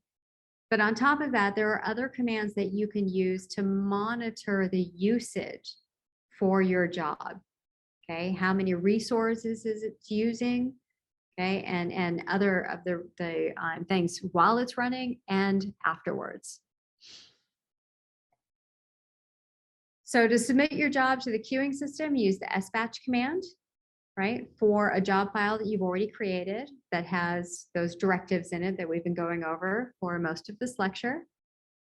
And if you want to see the status of your job, use that SQ command. So if you're logged in, you can do SQ space -u space $ all caps user. And if it returns with just a header, just stuff that looks like this with job ID, partition, and nothing else after it, it's because you don't have any jobs running or in the queue. You don't have any jobs in the queue. If you just do SQ by itself, it prints everybody's jobs. So again, while I said, everybody can see your job file name, okay, because we get to see all the jobs that are running in the queuing system. So the important information here, when you do SQ space -U and then your username, the job ID, and its state. So this is in the pending state. That means the resources aren't available or you currently do not have priority to run. There's not only is there the resources that are available on the system, but there's also something called fair share. So if you've been running lots and lots of jobs, okay, you might get put behind somebody who has not been running lots and lots of jobs, and their job may start first. Okay. And then as time goes on, then your fair share goes up and theirs goes down and it goes back and forth. Okay. This is to help balance the usage of the resources and give everybody a fair share of the system. So it's not simply are there nodes available? It's also freeing up resources for jobs of users that haven't been running a lot. Okay. So it's a complicated formula. All right, if for some reason you submit a job to the queuing system and you need to get rid of it, you can use the scancel command. So scancel space and then the job ID. And here's where it lists the job ID. Okay, so that's how you get the job ID. Remember when we had the job files and it said, you know, standard error, standard out, your job name or some kind of file name .%J. This is the number that's going to be substituted for %J. You can also query about when Slurm thinks that your job is going to start. This is not going to give you a definitive, your job is going to start at this time. This is an estimate of when Slurm thinks your job might start. Oftentimes it starts before that. Sometimes it doesn't. Sometimes it starts later. But you can type SQ space --start --job and then the job ID, and it will tell you an estimate of when it might start. So monitoring CPU usage for a Grace running job. So what I always like to say is if your software can run parallel, you can submit that job. It might utilize all the CPUs, but it still may not be running efficiently. But number one is you do want to see that it's using all the CPUs that you asked it to use. Okay, so one of the ways that you can do that is first you need to find the job ID number for one of your jobs. Okay, so to do that, you do SQ. Okay, it'll list the jobs that you have available to you. I'm sorry, that's for the other one. To see the CPU usage, sorry, you don't need the job ID number. You just do PE stat space -U and then your username, and it will list all of your jobs and the utilization, okay, for those jobs. So this is an example over here. So PE stat space -U space $user. Okay. It'll list the host name, what partition it is, the node status, the number of CPUs use and total, okay, that you specified for the job, and then the CPU load. So this gives you an idea as to whether or not it's at least utilizing the CPUs that you told it to. That doesn't mean it's utilizing them efficiently. It just means at least it's running with all the CPUs that you told it to. So if you ask for 48 core and you're not sure if your program is actually running parallel, you can use this PE stat command and see what the CPU load is on the system. And if the CPU load is nowhere near 48, then you know you have a problem. Okay, and there's something that's just not going right. Okay, how you fix that problem depends on your software, but at least it's the first thing you can check to see if your code is actually running parallel. There's also a very nice command called watch that I use. Now this does it every 2 seconds. I usually increase the time a little bit. But you can type watch space and then what you want to do, and it will re-execute the command by default every 2 seconds. But you can increase that value. Like if you wanted to look at it every 3 minutes, because it only updates that value every 3 minutes, then you could use the watch command. And I think it's -S or -T. I can't remember. There's a flag that goes with it that lets you increase the time interval. Okay. And then it will update those values. Oh, right. And it color codes it. I forgot it color codes it. Okay.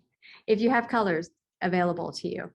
So it'll give you a hint. If you see things are red, that means it's too low. Okay, or it thinks it's too low. It's actually pretty common for you not to actually get all the way up to the number that you requested. What you don't want to see is I've asked for 48 and it's running with 1. Okay, that's a big hint that something horribly is going wrong.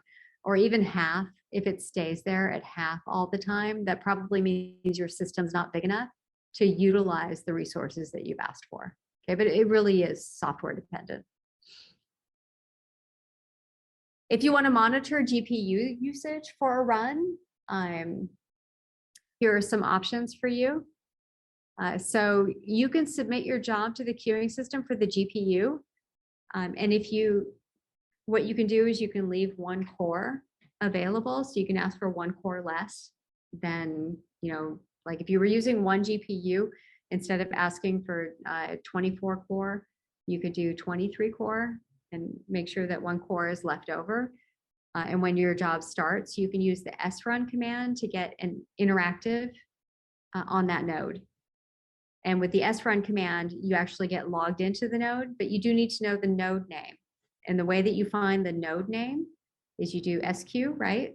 SQ will tell you the node name. And when you have the node name, then you can do the srun, but there has to be a CPU available. And you have to tell it specifically that you want that node. And this will give you an interactive login for that node. And once you're in there interactively, then you can watch the NVIDIA -SMI. Okay. So this is one of the ways that you can not only have the job running on a node, but you can log into the node so you can see how the processes are behaving. So you could also do something like this when you're running maybe some new software that you're not sure how well it's parallelizing. You could ask for a little bit less and then srun right when it starts. But that does mean that nobody else grabs those resources before you get the srun. Okay, so anyway, so you could do the watch command here also and use the NVIDIA utility to see how much it's utilizing the GPU. Okay, it'll tell you sort of a percentage of how much of the GPU it's using and how much of the GPU memory. If you see nothing running, that means it's not utilizing the GPU at all. Okay, and you do Control-C to get out of the NVIDIA SMI. How many people are familiar with the top command? Does anybody use the top command? Yeah, top command is very helpful. Top command will let you see what's going on that node. All right, so right now I'm logged into logged into the login node. Okay, so if I run the top command, it tells me what's going on the login node. If I submit a job to the queuing system, top command on the login node is not going to help you. Okay, it would be the same idea. You'd have to do srun, and then you would be on the compute node and you could use the top command to see the processes that are running and how many resources they're using. For more information on monitoring resources, I know this is under bioinformatics, but it's applicable to any of the compute jobs. Okay, so a lot of what we've talked about is listed under this monitor resource usage for a running job.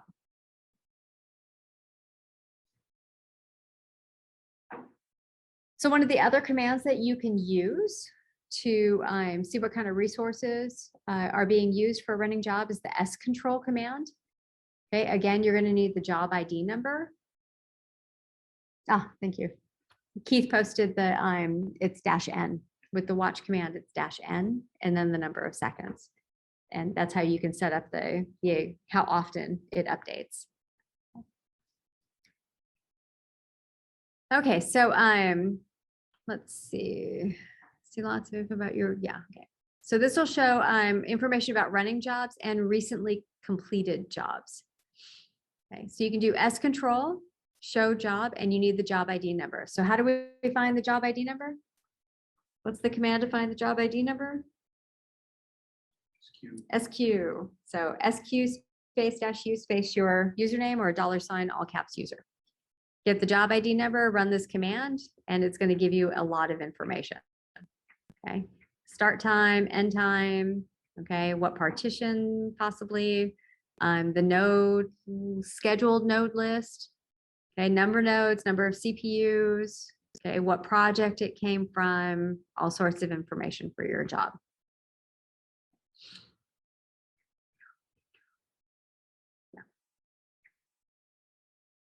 Oh, I wanted to mention that GPU jobs are charged a different SU rate than CPU jobs.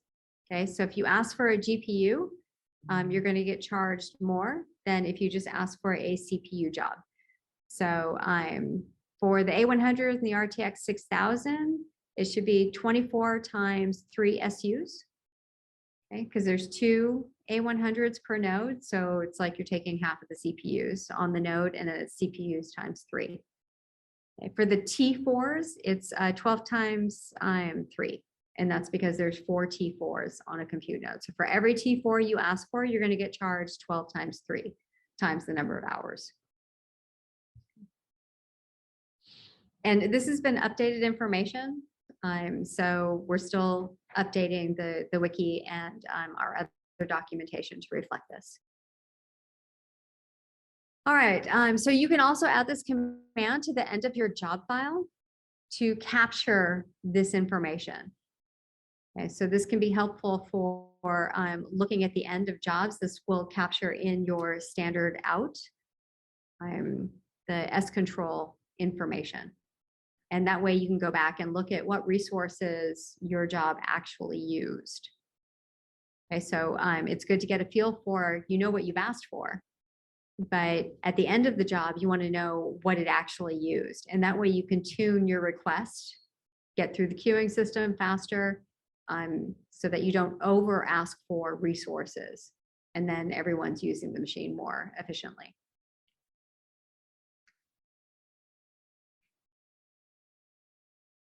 You can get information on completed jobs, especially for memory utilization, using the ceph command, S efficiency, right? You do need the job ID number for that. That should be either in the file name, especially if you specify standard out, standard error. It should be listed as part of the job name, or you can also list completed jobs, and you can also list your jobs using my project and get the job ID numbers from there. So there's a whole bunch of places you can grab completed job ID numbers. So if you type SEFF and then the job ID number, this is going to show the CPU and memory efficiency based on the selected resource. If your job runs for a very short period of time, it's not going to give you accurate information.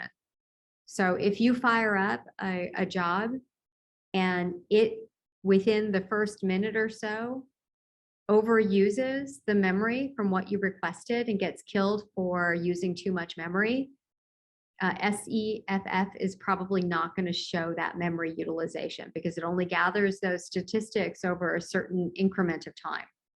Okay, so one of the things that if your job gets killed for memory and it was a very short job, ceph is probably not going to be helpful for you. It's only for the longer jobs once it's been running for at least probably 5-10 minutes before it can gather reasonable statistics on, you know, the average memory usage and average CPU usage. Okay, so this is an example for this job ID, run on Grace, completed.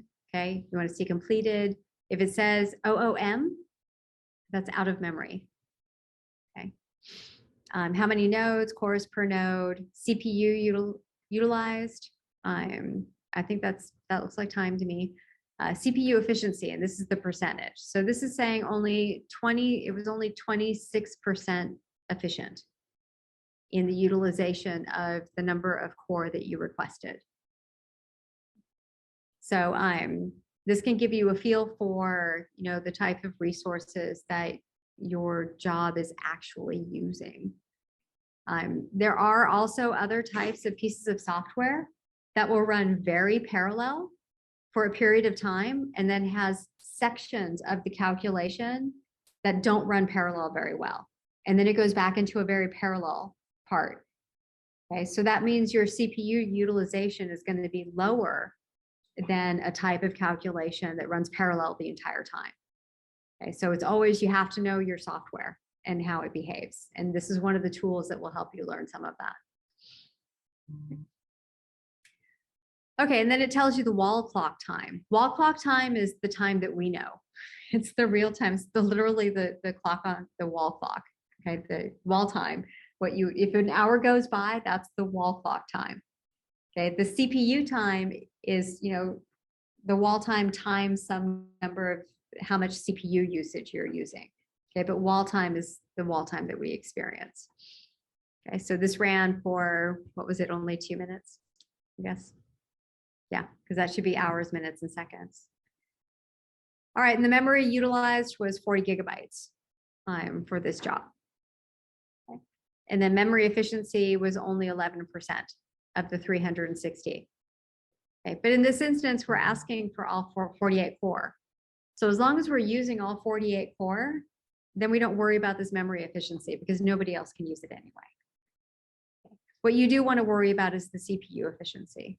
So if you're asking for 48 core and all of the memory and you're only using a quarter of those core over the entire run of the job for the most part, then you probably don't want to ask for the whole node. You'd want to ask for fewer core because you're burning through SUs and you're taking resources away from other users. Okay.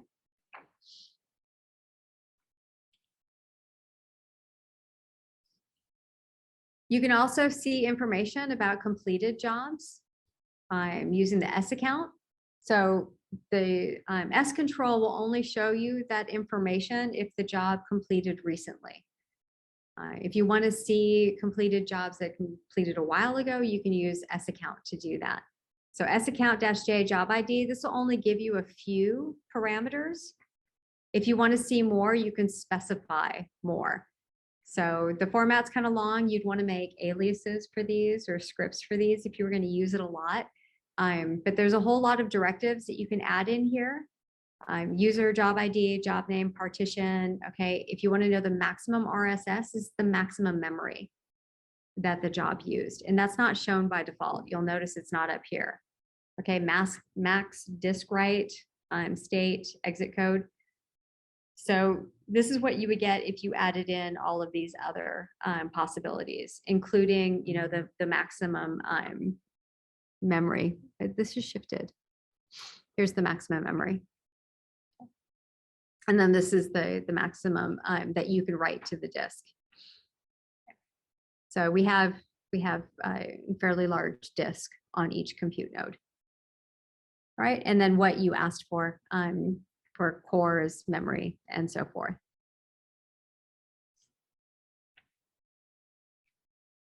Okay, I'm going to show just real quick. So my project, I always forget the command. So I'm going to go ahead and do -H so I can see what options there are because I tend to forget these things. So if I want to see a list of my jobs from this fiscal year, I can use -J and all.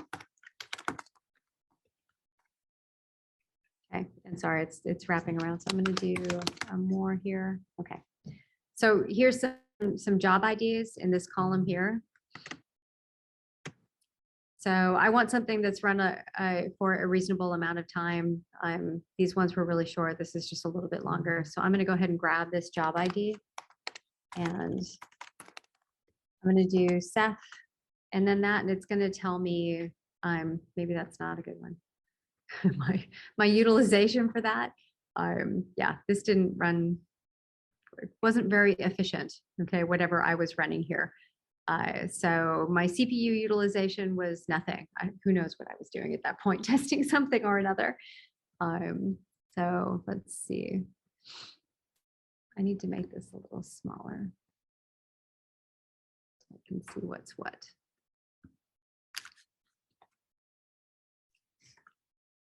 And let's see, start wall time. So wall time is here. Let's see if this tells me anything better. Nope. Okay, so whatever I was doing here, I didn't use much of anything at all. I was asking for 2 gigs and I only used 23% of this, okay? But you can get a full list of all of your job IDs, and then you can use Ceph to look at it at the end and see what it actually used, okay, as far as utilization, as long as it ran long enough to grab those resources.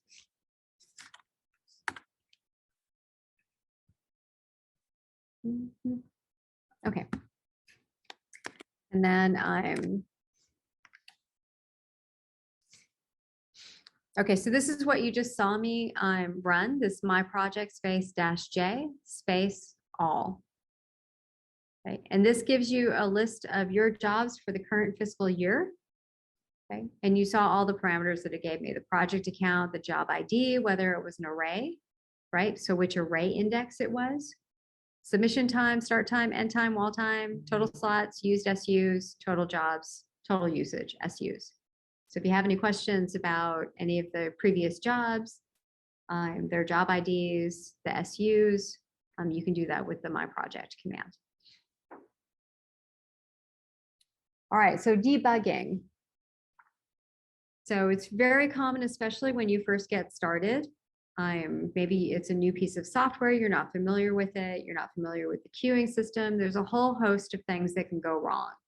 So you submit a job to the queuing system, it starts to run and immediately drops out. So the first thing that you want to do is you want to look at the output files. Okay, you want to look at the output file for your piece of software to see if there's any indication.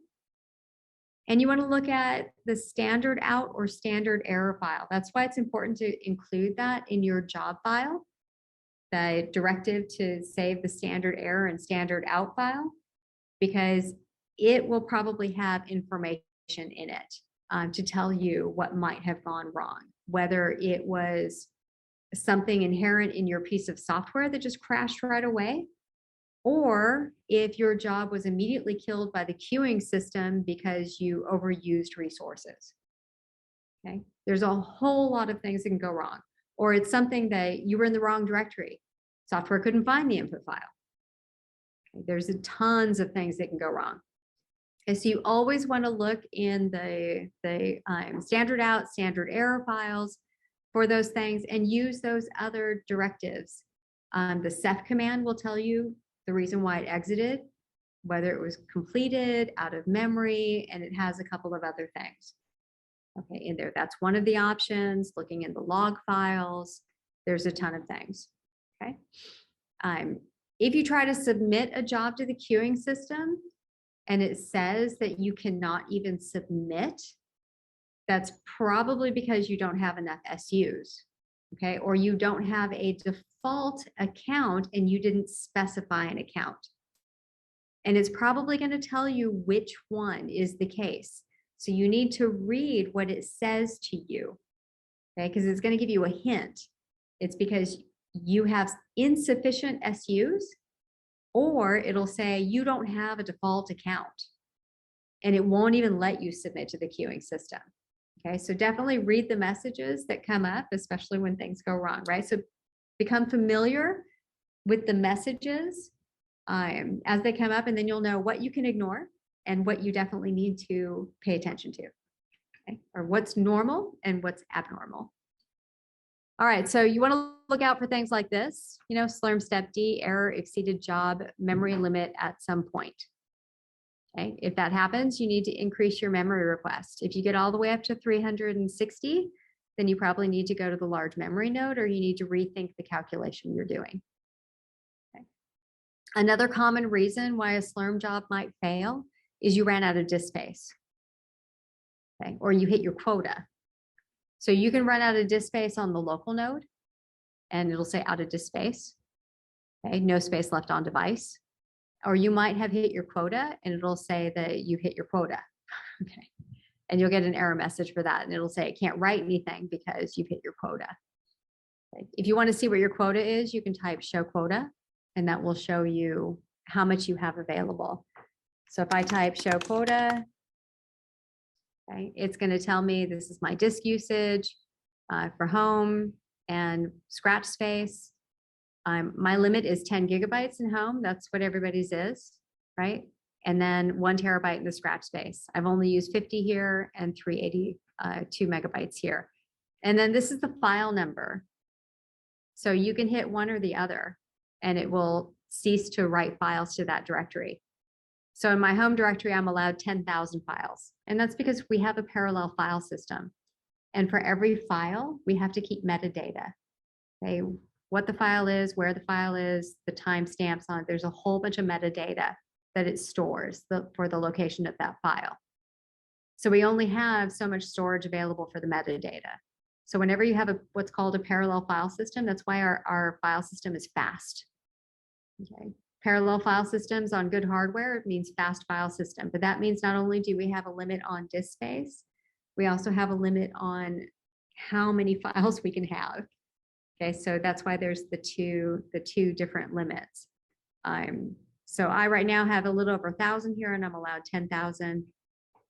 For my scratch space, I'm allowed 250,000, and I'm at about 121,000.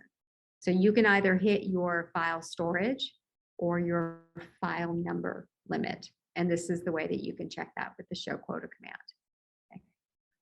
One of the tricky parts with this is you may hit your file limit while the calculation is running. And then when it crashes, it cleans up temporary files. And then it looks like your quota is fine, okay? Because you hit your quota while the calculation was running, but then it cleans up after itself and you don't know, you can't tell that you hit your quota. That's why the error messages are so important, because if you look at the error message, it'll clearly state you hit your quota, okay?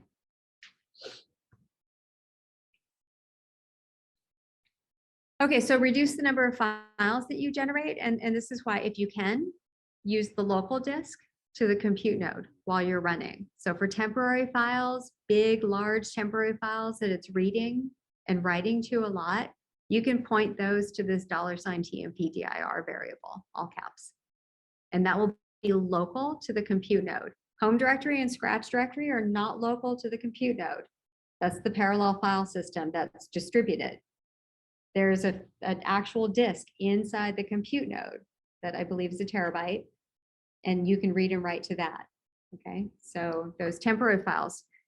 And I say temporary files, if you put any files that you want to keep there, you need to make sure you copy them back over at the end, because that directory gets deleted when your job is done. Okay. Okay, also clean up your files, clean up your files. Our systems are not for storage. These are for active research files. So, you know, archive your files, make tar, zip, okay, clean up, free up space so that everybody has enough to run the projects that they're interested in. We want you to get your research done. Okay, we don't want to hinder your research, but we want everyone to be able to get their research done. So we need everyone to be responsible with their file usage. That's one of the biggest problems historically, and it's just getting to be more and more of an issue because we have more data. We have more data science. We want to be able to use that data to do good science, but that means we have to be responsible and clean up after ourselves, okay? And I know that takes time and effort, but it's very important. Otherwise, we won't be able to get our research done. Okay, so I also just want to mention the portal. You can get a lot of, the portal makes it nice to run interactive apps. You can get a terminal there. You can also see what's going on the queuing system. You can use the dashboard to see your resources that you're using, the quota. You can ask for software to be installed. You can see what's going on in the queuing system. Okay, so you can log into the portal. If you go to our webpage, there's a portal dropdown, and you can click on the Grace portal, and you can see all the options that are available there. Currently, we have a number of interactive apps that are pre-installed, and we just added ParaView. It's not in this list right now. So the ANSYS Workbench, Abacus, MATLAB, VNC, Jupyter Notebook. When you run these interactive apps, it submits it to the queuing system. Okay, so that means you have to get in line with everybody to run these apps. It's not going to come up immediately, only if the resources are available. Okay, so you go to the portal, you ask for an interactive app. It's like you've submitted a job to the queuing system. And when the resources become available, your job will start, and then you can use those interactive apps. Okay, and that also gives you a terminal on the node. So if you need to troubleshoot software or you want to see how it's behaving, you can ask for an interactive node via the portal. And then you can run top, and you can run all of those things and run NVIDIA SMI through the portal directly. And you'll be on the compute node instead of having to submit the job to the queuing system and then do an S run and do that. You can do that through the portal. Okay. You can also browse your files. If you're opening up a terminal, it gets you to the login node, not on the compute nodes. Okay. You can launch your jobs from there. You can compose job scripts. There's a ton of stuff. So if you have not been to our portal, I would encourage you to do that. Again, we have YouTube videos on how to use the portal, and in our getting started videos. So, okay, so I'm just going to give. I know we've got 5 minutes, so I just want to give. I want to show you the portal because it really is just wonderful. So is this bar in your guys, Marinas? Is the bar in your way, or oh wait, I can see that. Okay, good. It's not. It's in my way. So I have to move this down just a little. There we go. Let me just go to the main web page. Okay, click on portal, go to Grace portal. I have to log in.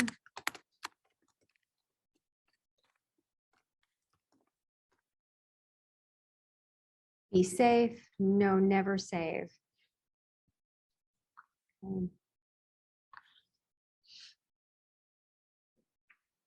Okay, I'm in. So here I can go to files. Okay, I can peruse home directory or my scratch space, right? So I can peruse my directories here. I can view them. I can edit them. I can download, rename, copy, paste, all that fun stuff. Okay.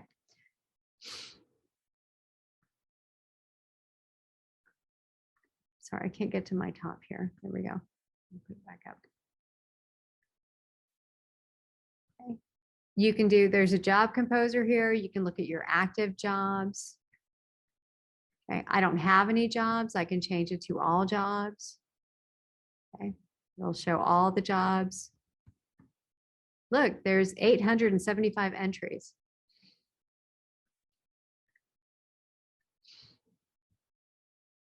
This is where you can go to the interactive app and select different apps. Okay.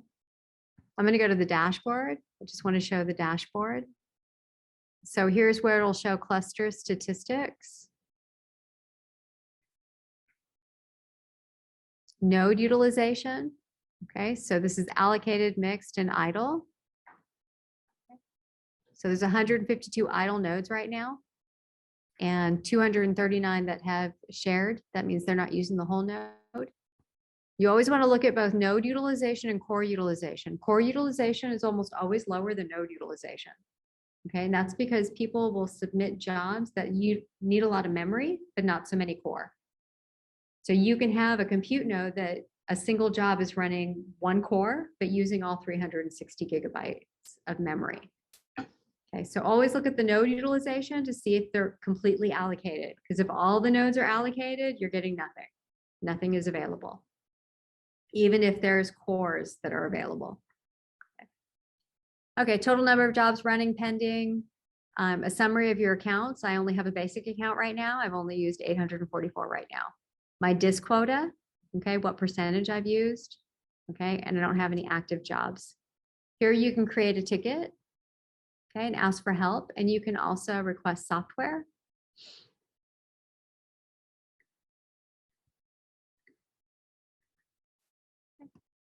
Marinas, sorry, I thought the quota increase was in here. It is under disk quota. It's under disk quota. Oh, here it is. Sorry. I do that all the time. So under the disk quota, there's a little button right here to request a quota increase. Okay. So you can fill out this form if you have hit your disk quota and you have more research to do and you've been responsible about cleaning up your files. Okay. So you just have to give a good justification. Okay, so I think that's everything that I wanted to show on that. So we have just a couple minutes left. Let me just, I want to thank everybody for joining today, and I hope you learned a lot. If you need more help, we're available. Our website has a lot of good information on it. Our wiki page has documentation. We have a YouTube channel with lots of really good getting started videos and more extensive in-depth videos. So you might want to go look at that and peruse our offerings. You can call our help desk. We are co-located. Our help desk is co-located in Henderson Hall and Blocker. Right now, we're pretty much in Blocker. But I would suggest that if you want support in person, that you either call to make an appointment or send an email requesting an appointment. Okay, and then we'll make that appointment and tell you where to go, Henderson or Blocker. Okay, and if you do need help, please send us enough information so that we can help you, which cluster, NetID, and the other stuff that's listed there. Okay, so I will finish here, and I'll hang out for a little bit if you have any questions. And again, thank you for attending.